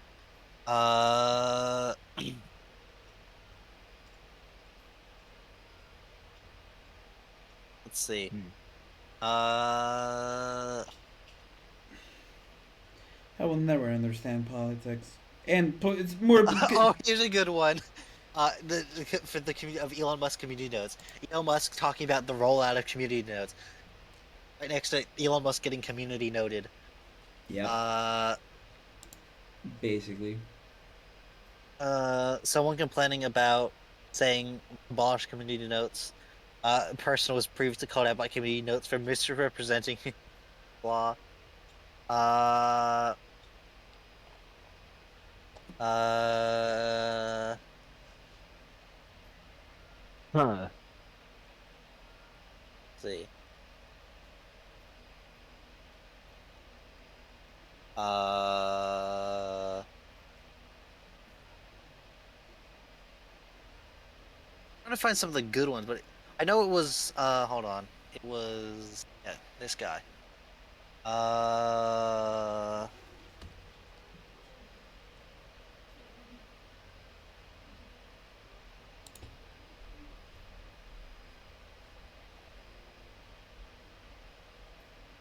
yeah. Oh, here's just the news for it. Freaking Kevin McCarthy, the Speaker of the House, got hit by committee notes, or whatever. Oh,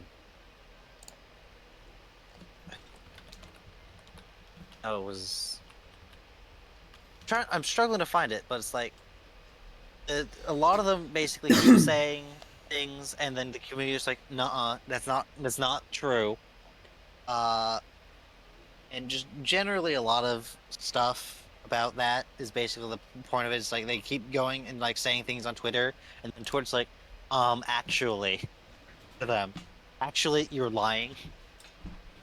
Actually, this is bullshit. Actually, Yeah. Bird emoji. Like, and there's we've lots talked of about that 'cause before. yeah.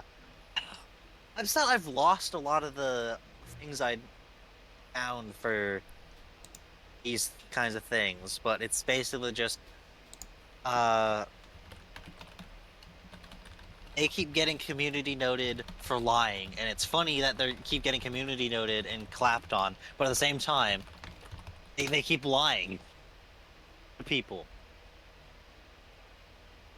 because they're just awful like that, Fucking love. and they're allowed to. Kids like humanity has failed. What in the actual fuck? I want to get to America. It's all this with a lot of fucking typos. Things. I want to get to America and shift 5% of its population, aka a small part of the population, are shit posters on Twitter. I'll never understand the reason why humanity is alive. It's the other thing, by the way, like some of the other things of I don't think it's in the idea box. I'm going to mention it now and hopefully be done with politics in the U.S. So the current thing in U.S. politics for like why the Ukraine aid is getting stuck up is because Team Red is like saying that we need to like secure the U.S. border first or whatever. You know, just ignore supporting our allies that we need to support because there's like a treaty obligation or whatever. And it just being the right thing to do, and opposing authoritarian regimes and supporting democracy for once. Blah blah blah. We need to rush aid to Israel. They're saying we need to secure the U.S.-Mexico border first for whatever, and that's all they say is we need to do this. We need to do this. Democrats aren't doing this. Blah blah blah. The thing is, if you actually look at it, you never actually say what they want done specifically, and it's to the point where it's like there was like the Democratic majority in the U.S. Senate like went to the Republicans like, all right, write up what you want done, and we'll put it to a straight up or down vote. Write it down, and we'll let it go to the floor and be voted on. And they're like, no. Huh? Because the thing is, they don't actually want it done. Because so they just want to be whiny bitches about it.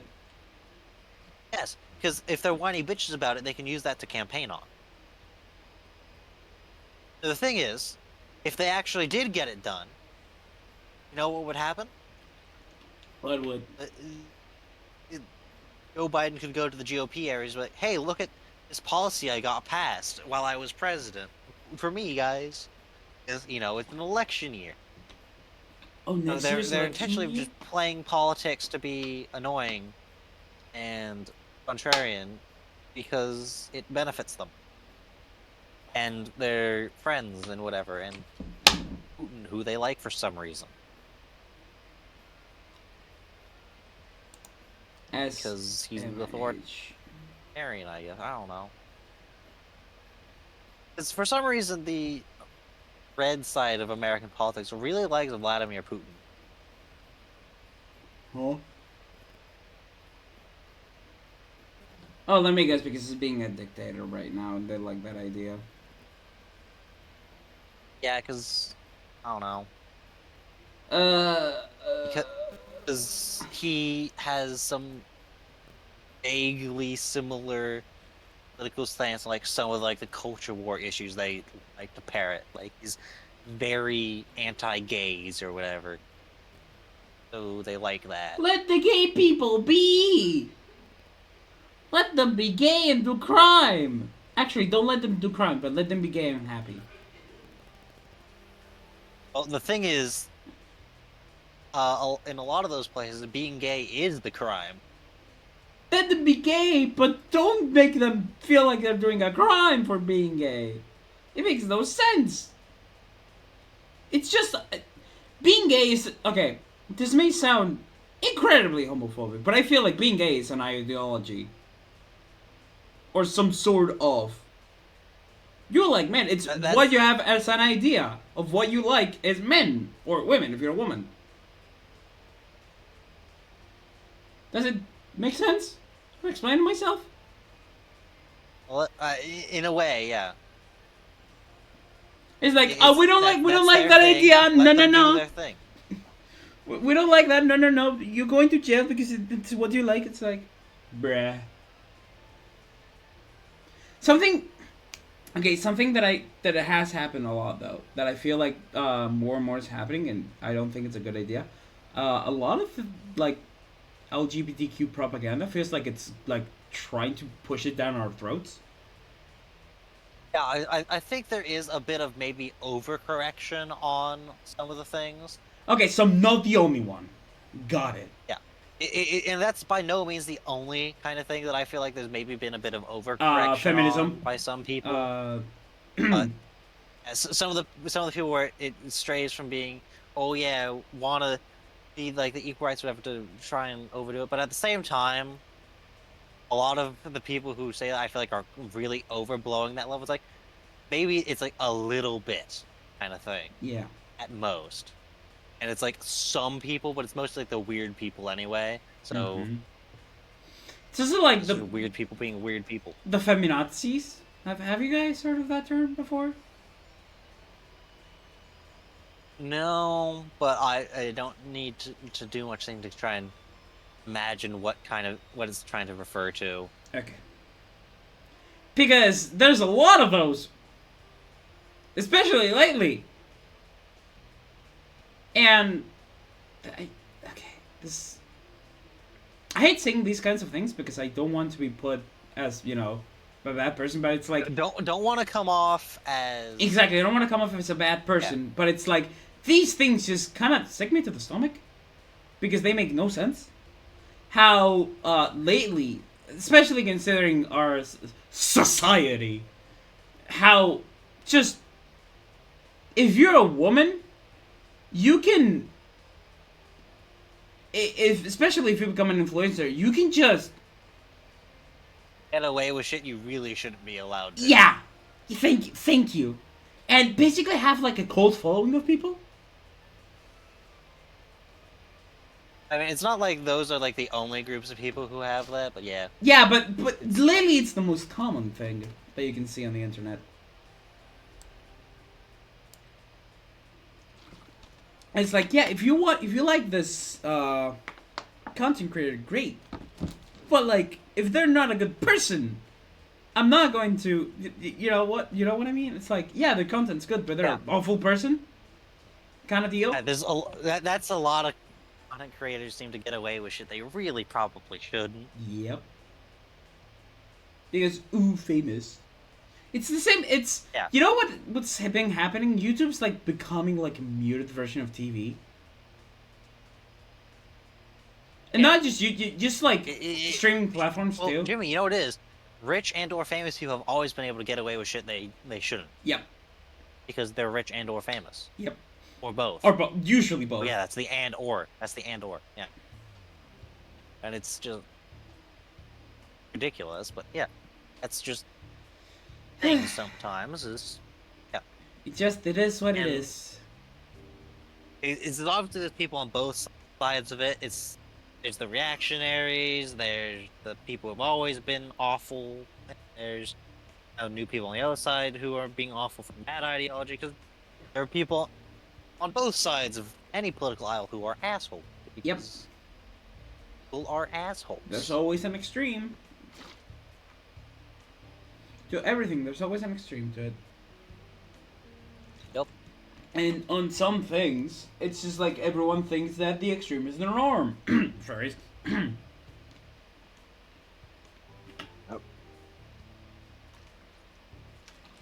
You know? Like, yeah, like, it's just, it's infuriating me. It's stupid. People are stupid. Yeah. Yeah, they are. People can be very fucking stupid. And the worst part is there's a lot of people that are very stupid. They're also very gullible, which makes things worse. Because what's worse than the stupid person that's gullible? Yeah, because then they can be made to believe dangerous stupid. Yep. Which then leads back somewhat into some of these like reactionary overreaction, overcorrecting, blah blah blah, or even the other way around stuff. It's just a huge mess because people are awful. Yep. There's a lot of awful people in the world, and there's nothing the nicer people can do.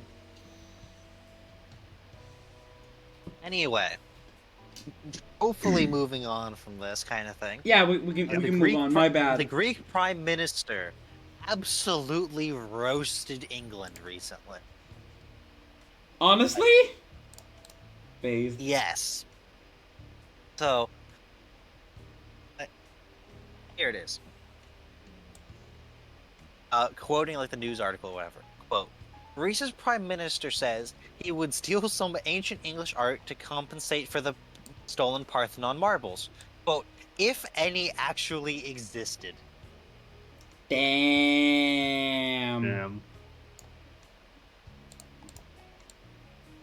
Because, reminder, England's primary export is famine.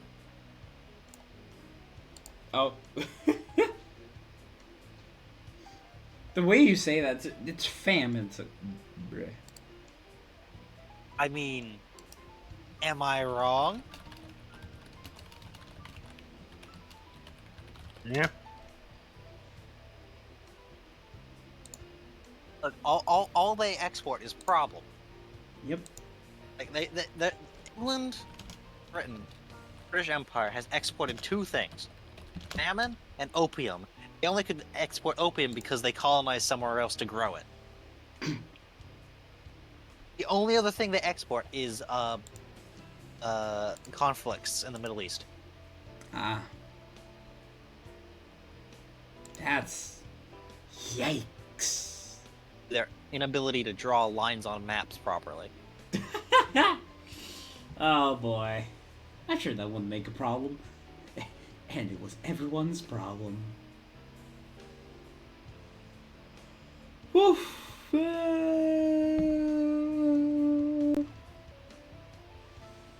I'm gonna look at Twitter for a moment to see if I see anything interesting. Do you have anything?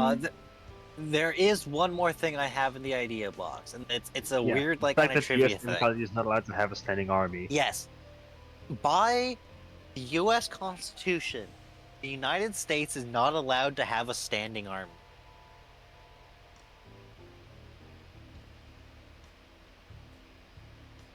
Which is what, because the U.S. it's allowed to have a standing navy Yeah. by the Constitution, but a standing army, nuh-uh. Why? The other branches are, but it's specifically the army is specifically stated that you can maybe have like a small bit, like, but really, it's only should properly exist during wartime where Congress appropriates funds, draws it up, blah blah blah, and then afterwards everyone goes home. Mhm. Which is like how at the start of World War One, World War Two, that's basically what happens. The U.S. just didn't have very much an army and just kind of assembled one out of whatever we had lying around.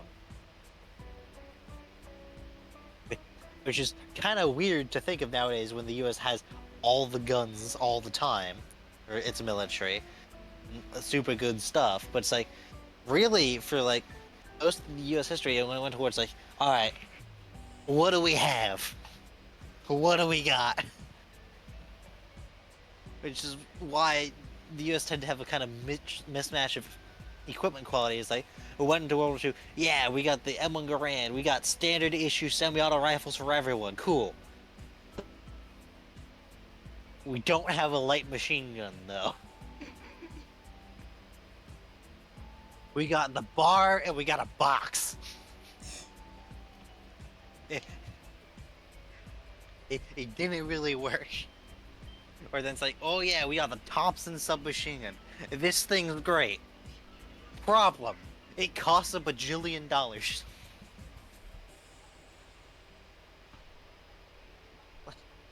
It's because if you're not aware, the Thompson was a very nice gun. It's a very nice gun.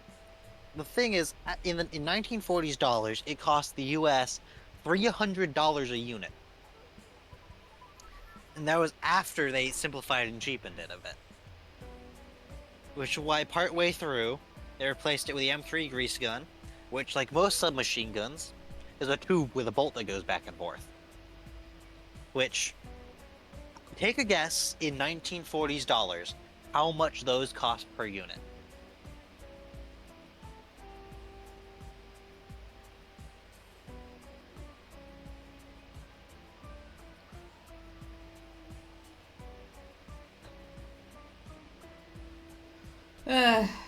America. Hello? Hello? Yeah, hello? Hello? Yes. No, We Oh, can did, hear you. did Discord die? No. no. Okay, I'd asked a question, because I don't know how much, if someone could, I don't know. Thompson cost $300 in 1940s money, that's a lot of money. They Yes. replaced it with the M3 grease gun partway through, because they were improving their stuff or whatever, mainly in making it cheaper. How Of much course. in 1940s money do you think this gun was? That the Thompson was $300. If it was cheaper, then I'm gonna say 170. Bolt? Yeah. How much was the grease gun, In which 19 was cheaper than the In Thompson? 1940s dollars, how much was the American M3 grease gun? Keep in mind, its predecessor, the Thompson, was $300. And it was cheaper than the Thompson. was cheaper. Just wow. No, he's asking for a price. Take a guess. Take a guess. What did Jimmy guess again? I guess 170. I'm gonna go with just a flat 200. You were both wrong. It was $21. Huh? What? 21? Huh? What It the was fuck? $20.94 per unit. Jesus fucking hell. Because a submachine gun, Jimmy, is a tube with a bolt that goes back and forth. Made of mostly stamped sheet metal. It costs nothing. Like, the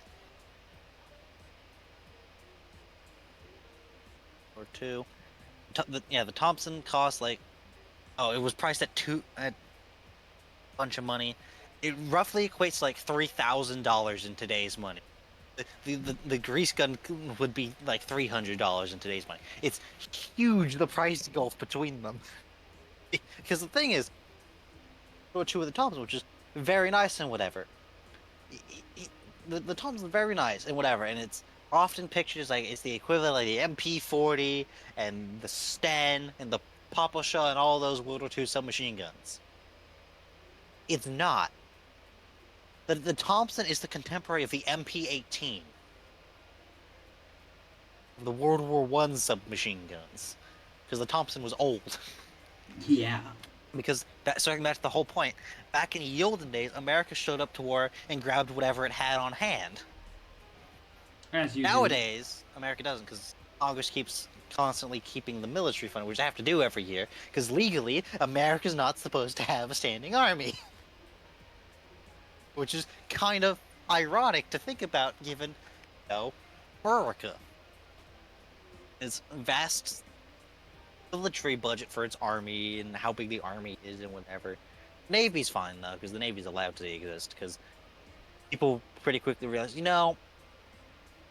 militia doesn't work for Navy very well. Especially if we're worried about, like, England. Because that's the main thing the US was worried about in ye olden days. The Brit Was the English. Imagine The British. Imagine bring British.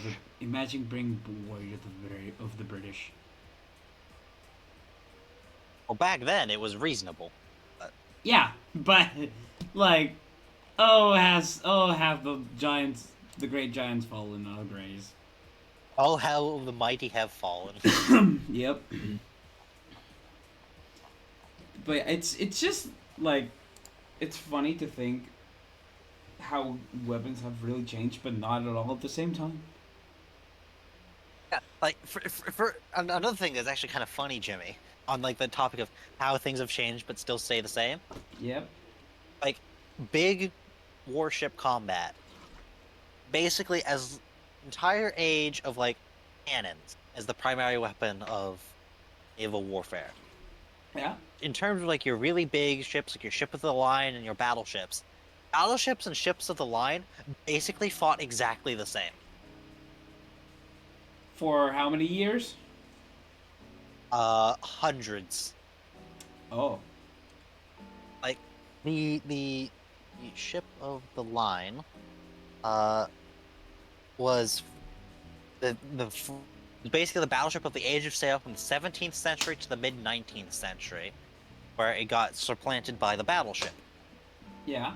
which ruled from the mid 19th century to last battleship was launched in 2014. Oh. no last battleship was launched in 1944. Oh. That's less time than I thought. The last battleship, HMS Vanguard, was launched in 1944. Was the last, big gun, gung-ho battleship, whatever. They basically, in most situations, fought like really old ships of the line, which was basically you line up broadside to broadside, and you just shoot at each other. Difference is battleships, especially late battleships, did it at much longer distance. Mm-hmm. And most of the tactics is trying to get into a position where you can fire all your guns and the other guy can't. Yeah. Basically, the whole point is you want to have side towards enemy, shoot them. Yep. Or- You want their front. You want. Yeah, you want to have either their front or their back facing you, so they Yeah. can't fire all their guns and you can fire all of yours. Yep. And you basically want to have all your ships lined up, line ahead, broadside towards, and basically just fire broadsides as if you're a Napoleonic era line infantry. Volley fire. Mm-hmm. And that's basically how battleships and ships of the line fought just ever when it's fighting each other. Yeah. There was some difference when they're fighting smaller ships, or what the smaller ships are doing while the battleships are doing their thing. But it's mostly, actually, in a large fleet battle, you got the battleships, the cruisers and destroyers, and all that going at each other. The battleships are more the thing that the battle's happening around, rather than anything else. Yeah. Your destroyers and cruisers are more going around trying to get a position and avoiding the battleships and Basically, the battleships Dibby-dibby. were the big fuck-off weapon. yeah. And the other thing is battleships proper basically never actually fought each other. As in, it was rare, or It- it just barely never happened. Very rare. Like, for example, World War One. The entirety of World War One, there was like one battleship duel, maybe two, and it was the Hmm. Battle of Jutland. I love how World he War Two, there was a knows few more. all this information. There's a few more in World War Two, but it's still usually it's like a battleship showed up and just beat the shit out of everything else because it was smaller than it. Is usually how it went. And yeah, and that basically just summed it up. Is how battleships should work. Is if there's anything smaller than it, it just wins. Yeah. Like 90% of the time. But our ships were just the Unless- BFGs of the naval war. It's like the only time anything different happens is when something incredibly lucky happens or something incredibly stupid happens. Or when submarines are involved. Submarines actually really aren't that big of a problem for battleships most of the time. Really? I thought it would be. Because the thing is, Jimmy, especially by the time submarines were common, the thing is, battleships are actually, especially late battleships, were really well protected against torpedoes. Ah. And the other thing, Jimmy, is battleships basically never went anywhere alone. Ah, true. Yeah, the battleship might not be very good against the submarine, but the submarine is gonna have trouble getting to the battleship through the half dozen destroyers that are running around. Which I assume are also like there to make sure that nothing like that happens. Yeah. Yeah. Stop me from just absolutely going off on that. What's some other things we can talk about? No, I actually I would love you to go off on that because I don't think there's much else that we can talk about. All right. How about the fact that battleships were kept around for a pretty long time, even if they were objectively hopelessly obsolete? As in? Like, for example, like battleships that, if they fought like anything even remotely modern, Yeah. that was another battleship, would just immediately die. But they were Oh. kept around.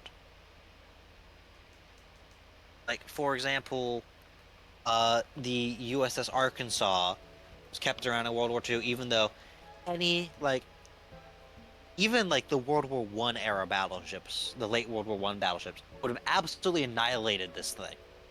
But it was And- kept around. And this battleship was from World War II or from before that? It was from before World War One, but it was kept around until World War Two. Oh. And the reason, Jimmy, is, oh yeah, to lose a fight against basically any battleship afloat. Mm-hmm. The thing is, most warships aren't battleships. Yeah. So I mean that means they're smaller. Yeah. So, well, yeah, it'll lose a fight to any battleship. It'll still beat basically anything else in a fight. Yep. That's the thing, is the thing to keep in mind is the Arkansas had very small guns for a battleship by World War II. Mm-hmm. They were I'm converting to millimeters for you. 250? 304 millimeter in diameter. Oh wow, they were bigger than I thought. Yeah. Mhm. And that was quite small for a battleship of that era. I assume they had like 500. No. Modern standard by World War II was 406 millimeter. Oh, I mean, that's what 10 centimeters wider. Yeah.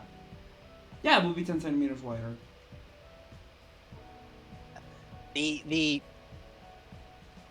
thing is, though, Jimmy, Yeah. is even that 305 centimeter, 305 millimeter, really old battleship gun, Uh-huh. your cruisers at 203 millimeter.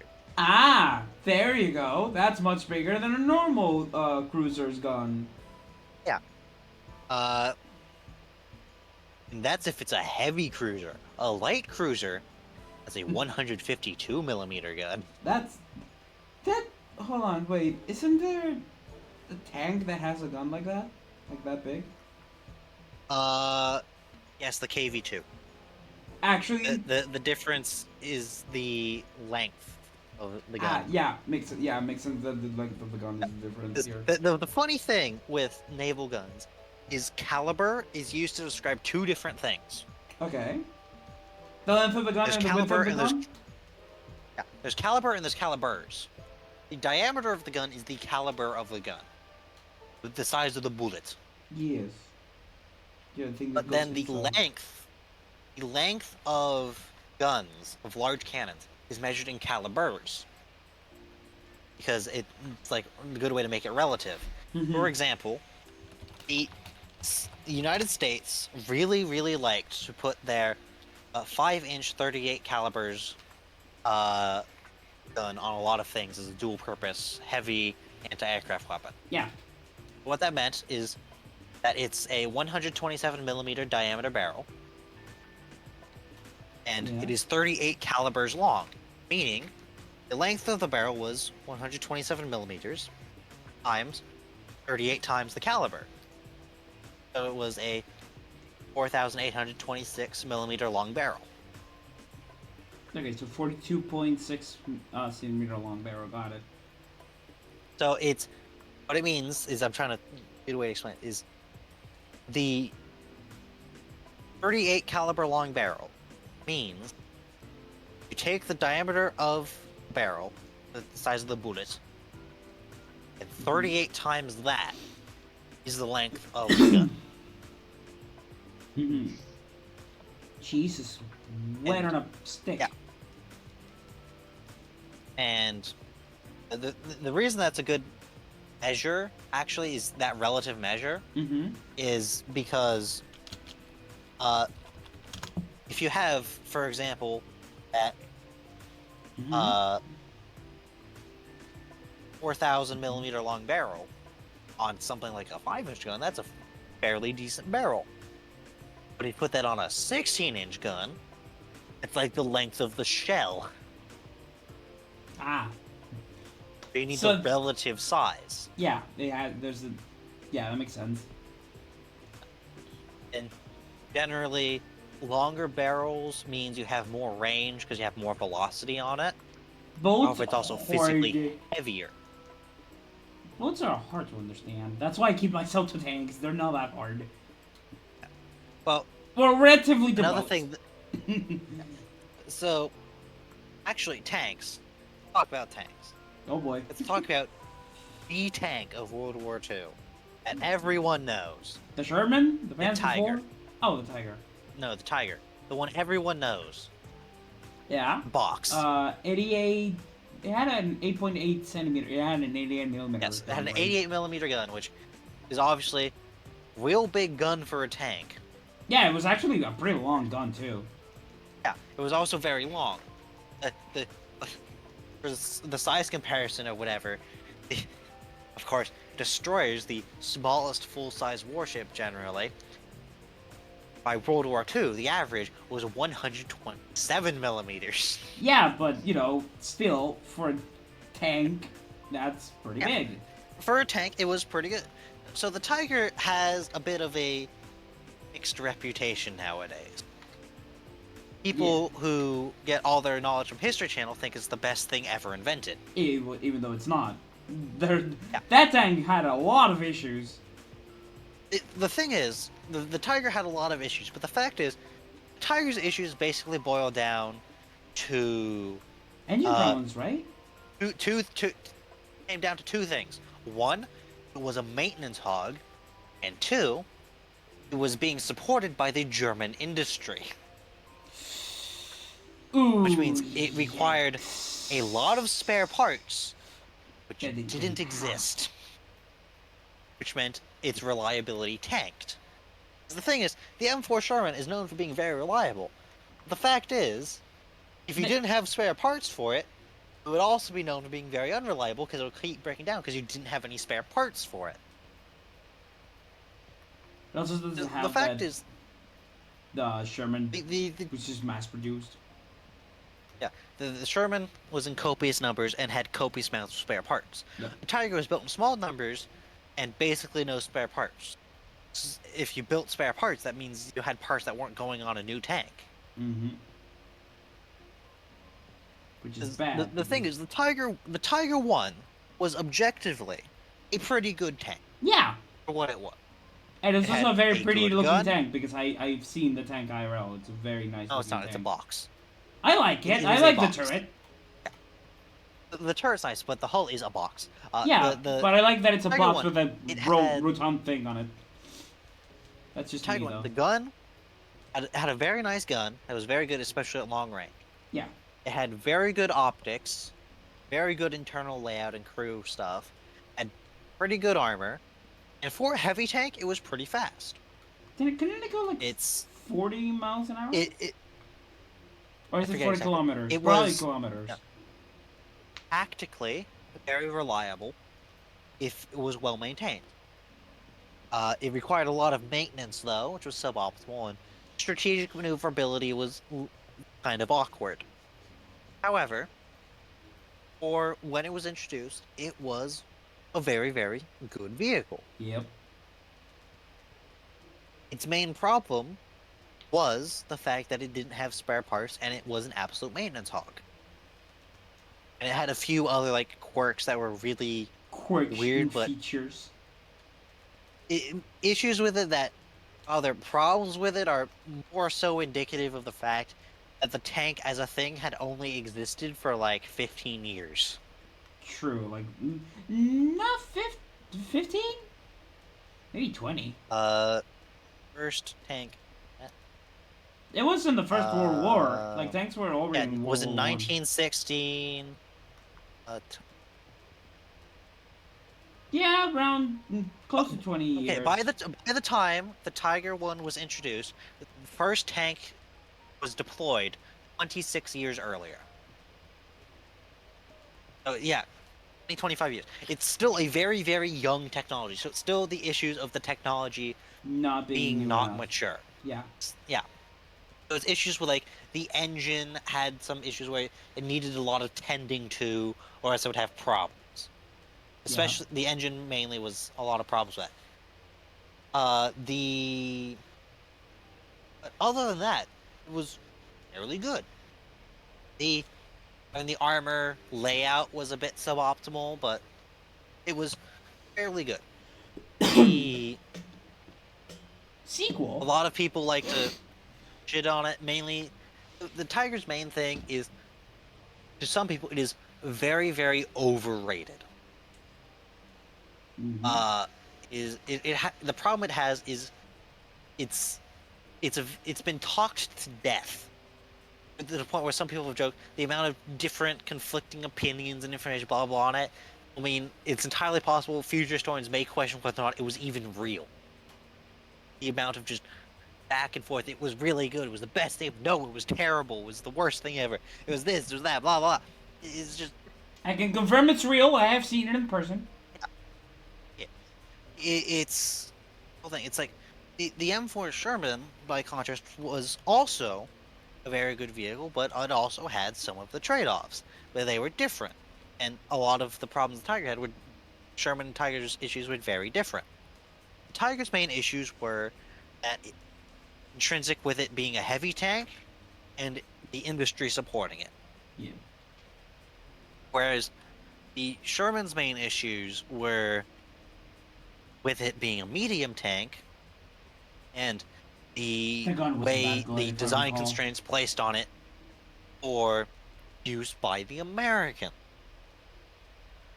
The Sherman very famously has very terrible armor on the sides. Yep. However, it's not really that big of a problem.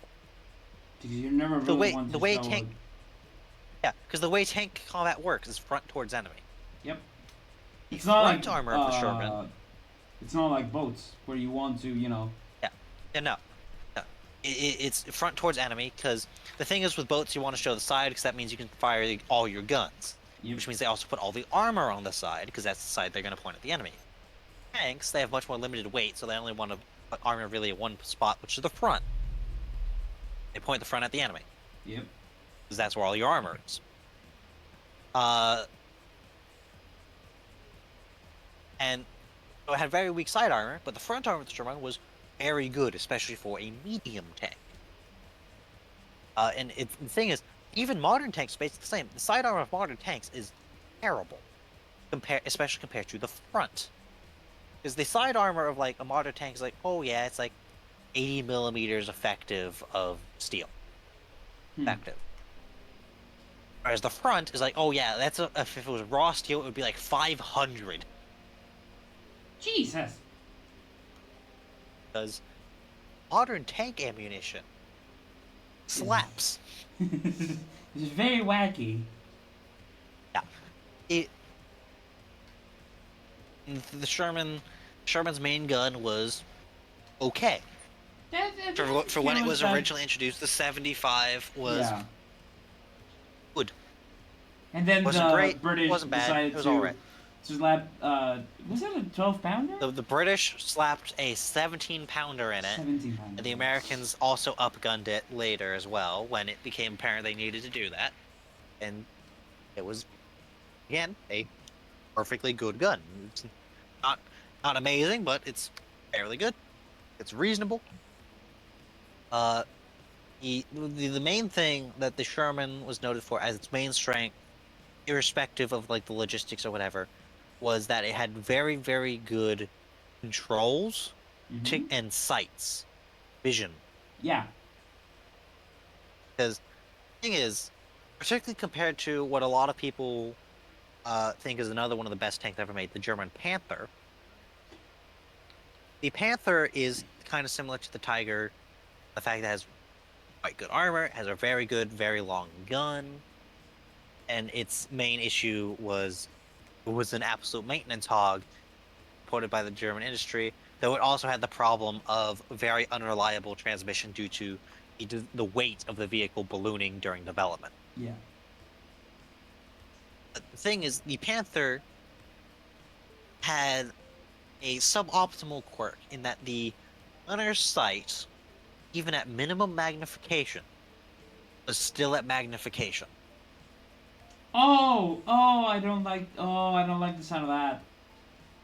And that sight was the only way the gunner had to see out of the vehicle. I just had a headache thinking about it. Yeah. And the commander can see out fairly well. However, then the commander needs to tell the gunner where the hell he needs to point the gun. On the Sherman, the gunner has both his sight and he's got a normal periscope, which he's also apparently got a scope that's controlled by. He's got a periscope or whatever that's controlled by the commander, so the commander can point it at a direction so they can both see it. Mm-hmm. And I think the commander also has an ability to turn the turret to roughly the right direction, and then let the commander do the fine aiming. Which meant when the French did trials after the war, because they had some Panthers and Germans after the war, Mm-hmm. on average, it took a Panther 3 times as long to acquire a target. Oh, Jesus. And the thing is with tank duels, You 90% of the time, 90% of the time, the guy who wins a tank duel is the guy who shoots first. Yep. Regardless of armor or gun or whatever, whoever shoots first usually wins.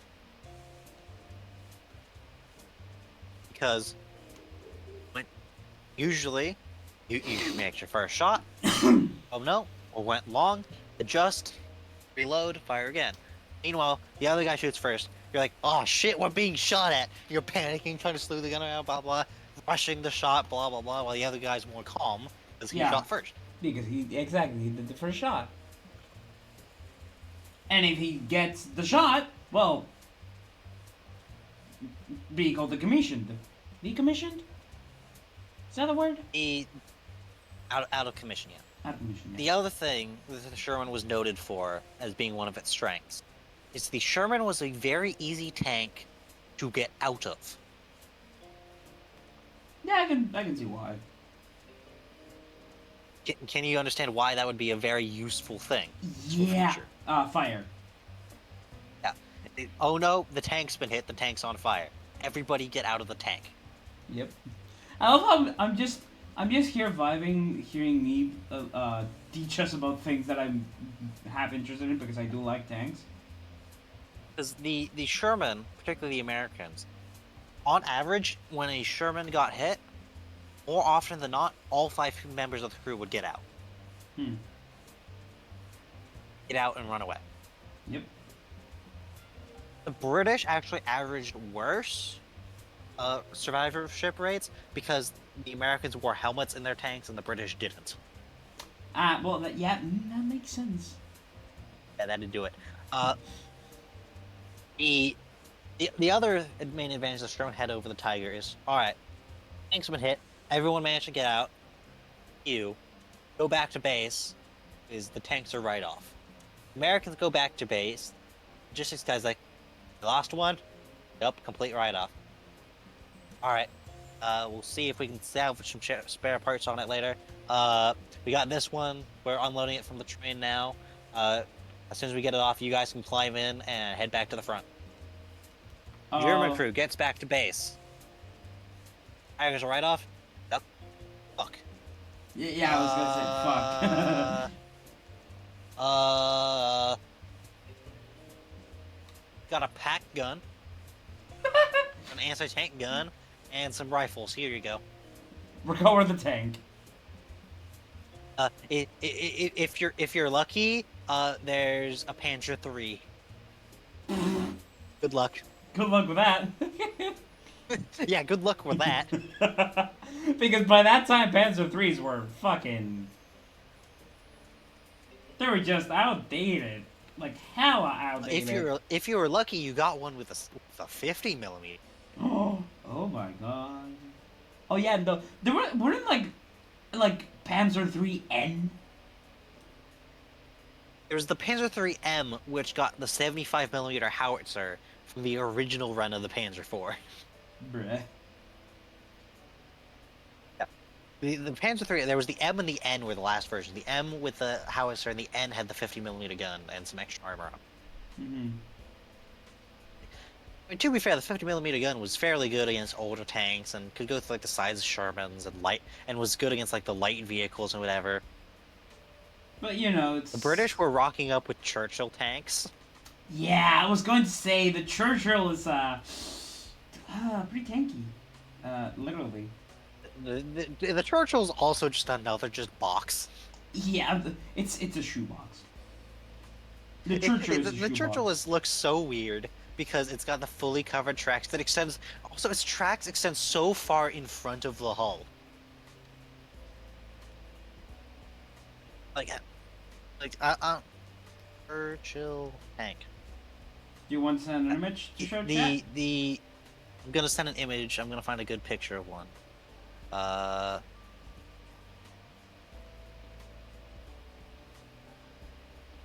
here it is.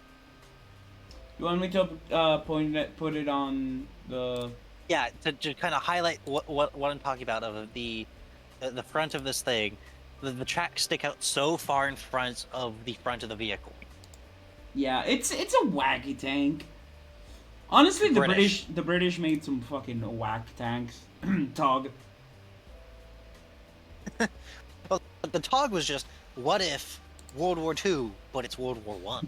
Yeah, and then they were like, oh, they don't do that shit anymore. The French also had the fight World War One again mentality really bad. Yeah. It's part of why they got absolutely rolled at the start of the war. Yeah. Because the Germans were like, nah, we don't do that shit.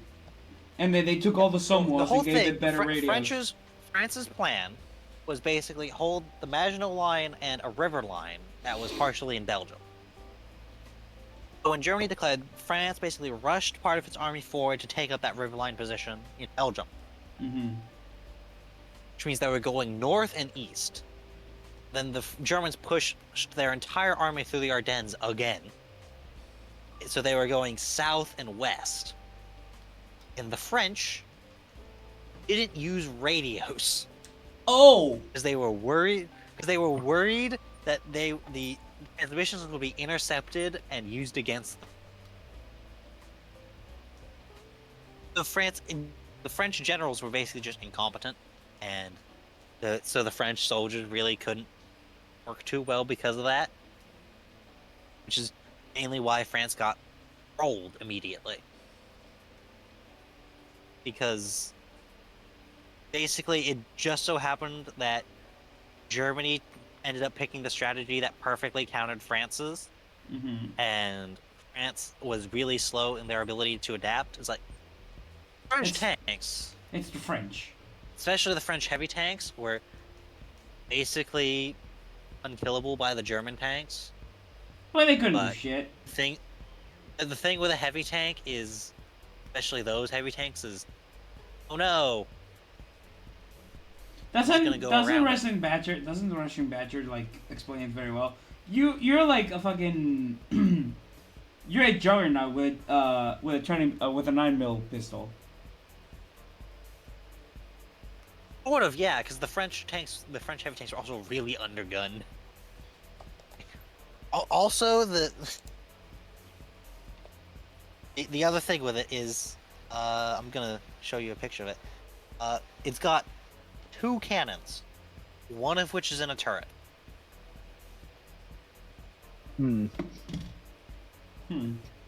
I guess I would say that the lower one is the number one, the top one is the turret. One's the turret, yeah. The bottom one is just a howitzer that is aimed by the driver. That's all you need to know. Wait, isn't that a B2? That's a B1. B1, okay. Oh, right, no, the B2 doesn't have the howitzer. You know what that reminds me of? No, I don't think the M3V. French had a B2 tank. I thought they did. Maybe No, it's... there wasn't a French B2 tank. Huh. I don't think it was just the B1. I think you're thinking of the 2C, maybe. No, I'm pretty sure it was B2, but... Maybe I'm just wrong. I've only ever seen the B1, so... Fair enough, fair enough. Regardless. Maybe it's because I'm thinking of World of Tanks. I'm pretty sure there's Maybe. like a German tank that's... Maybe they made up... Maybe they made something up, who knows? It's World of Tanks. They're true.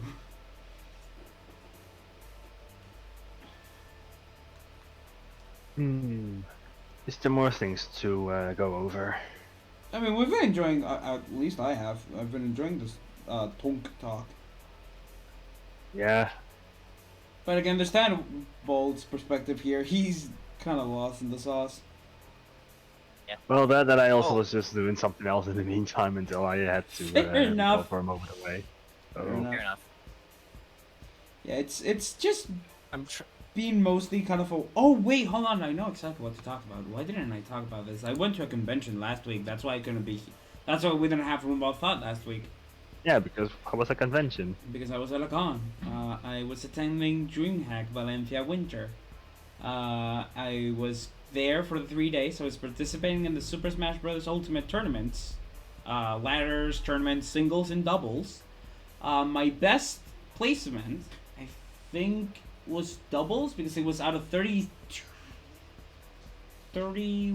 people, I think? 31 to 36.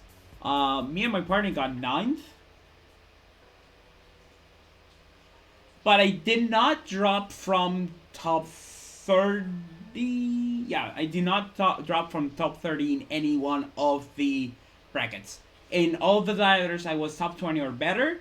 In the main tournament, I ended up going 25th to 1-2. Just, you know, general sense. It was in the same place, but it was at a different floor. So the con itself was like smaller because the floor we were in was just smaller in general. There wasn't as much things as summer DreamHack, which makes sense. But it was also kind of boring to not see as much shit around and check it out. But basically, what we had in front of us, we had a little like stand of a group of people that were promoting their indie game, Kiku's Magic Hat, which was, according to them, by the way, it was a Animal Crossing and Plant vs Zombies mix. Where you It's an had interesting mix. where you had a farm to take care of your farm, and when I saw like the game, I was thinking more of Stardew Valley and Plant vs Zombies, but what you could basically do is grow things in your farm, and those things would protect your farm at night against wild animals. Also, the art style was very cute, and one of the artists behind the game got me a piece of art of Jimmy, and one of Mina too, for her birthday, Nice. which was that's where you got that. All right. Yep. I bought some things, and then the next day, that's how I got the art. I also got like a light stick and a balloon. Yeah, they were very cool, and it was nice going back to an event like that because I can barely attend any events because I'm kind of broke. You know.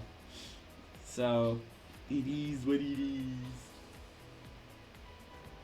But yeah, it was nice. It was funny because on doubles, I don't want to say we got a lucky bracket, but at the same time, we did get people that we kind of stomped. The people that we beat them like 2-0 seamlessly. Because the first round was against... what was our first round again? I think it was against... I don't remember. I think it was against like a couple of kids. And we just went double pilot round 1 for the funsies, and then we won our comp. Then we got absolutely curb stomped by two of the more competitive pairs, which was a Pac-Man Mega Man duo And then we got a kid that played, I think, Pyramithra, and was with someone that never played the game before. It was just there because the kid just asked her, yes, it was a she, to participate with him. And then we got a pair of boys, Geo and GGK. They played, like, I think it was Incineroar Terry, and we went double by both games. And then, because we thought it was a first to 5, they were like, okay, we're going double Byleth, and it was a 4 Byleth way. Everyone was playing Byleth. It was fucking wild. And then we lost 3-0, but every single game, to say this, every single game was last stock, last hit. So even though we lost clean 3-0, it wasn't like they curve stomped us. Like, any game could have been won by anyone, and just so happens that they won it.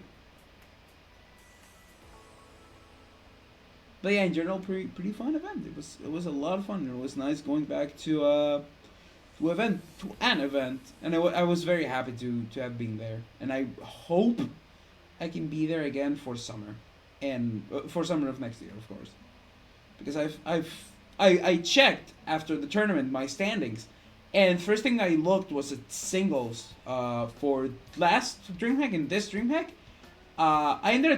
Technically I ended 2-2 on both of them. But this year, because I advanced sooner into the bracket, because I started with a better seed, I ended 25th. And last summer, I ended 33rd. Because they was like, oh, this guy's good, so we'll put him seed 27th, and I ended up 25th. So you know, I ended up within my seed, which is good. So yeah, it was a lot of fun. Have you guys been to a convention before? Like a gaming convention? On a gaming convention. But a convention in general? My father dragged me to a comic book convention. Did you say I dragged my dad to a comic book? No, my dad dragged me to a comic book convention. It was funny because on one of the screens, like there were 2 big screens on each side, and on the one that was closer to us, the entire weekend was all girls CS:GO tournament, like esport, like legitimate esports teams, comprised of only women. Which is not an image I would think about. But yeah, it's also been kind of a wild week for me because this week in particular, it's always like birthday weeks. Like there's like 5-6 birthdays in a week in a row, and now that I have Mina's as well, it's like an extra birthday. So it just piles up. It's kind of funny that it's all like so close together. I think the only day, like it was the 8th there wasn't any birthdays. 9th was a birthday. I won't tell whose. 10th wasn't. 11th was a birthday of my family. 12th as well. 13th as well. And then 14th, things calmed down. It's like nearly 4 days in a row with birthdays. Not enough birthdays, need another one. And the funny thing is, both my mom and me shared a birthday. Oh, that's great. So it was a double whammy. Whammy! It was a fucking double whammy of birthdays. Mm-hmm. Yeah, I think that's gonna be it for today, because I think you two guys, we don't have anything else, because everything else that is to be spoken with the Mina, which unfortunately she couldn't be with us today. She's doing cookies. She abandoned us for cookies. I'm joking. Cookies! I'm joking. Also, I found the ball the other day. I was walking to the supermarket because it was near me, and I found the ball on the way. I took it. Ball? No. Like, The you know, ball. it's like a plastic Ball. volleyball-like ball. It's tiny as well. I was like, ball. And Ball. I took it home with me. Cool. So yeah, that's pretty much it. Nothing really surprising apart from, you know, the attempt of me doing a 12-hour stream on my birthday going horribly wrong because my internet just wanted to not let me do that. Well, that was most of it at the Internet end. that doesn't they want you to have said. nice things, does it? No, it doesn't. seemingly so. I'm surprised that it let me do the 24-hour stream and like actually let me cut the stream when I wanted it to, so YouTube wouldn't be pissed off at me and say, you can't actually upload this, it's too long. It's like, fuck you, YouTube. Let me upload 13-hour-long videos. It's a VOD anyways. I mean, I saw a video that was 91 hours long. Bruh. Probably before the changes. Because that was like a recent-ish change, if I recall. But yeah, I think we're gonna end it off today, mostly because, you know, it's already kind of late. I'm gonna have dinner soon, and, you know, Yeah. all that stuff. Also, I don't know if it's gonna happen, but I think it's gonna happen. We'll soon also have D&D with Mina Raichu. Our lovely, lovely DM, Mina. Lovely indeed. So I'm gonna see who I can raid. Shadow Legends. Maybe Scruffy? I mean, she's live. Maybe I can raid Tina. Yeah, or maybe not. No, We'll Mina's see. not live. I was thinking maybe Scruffy. Tina. I said Tina, not Mina. Tina. Oh.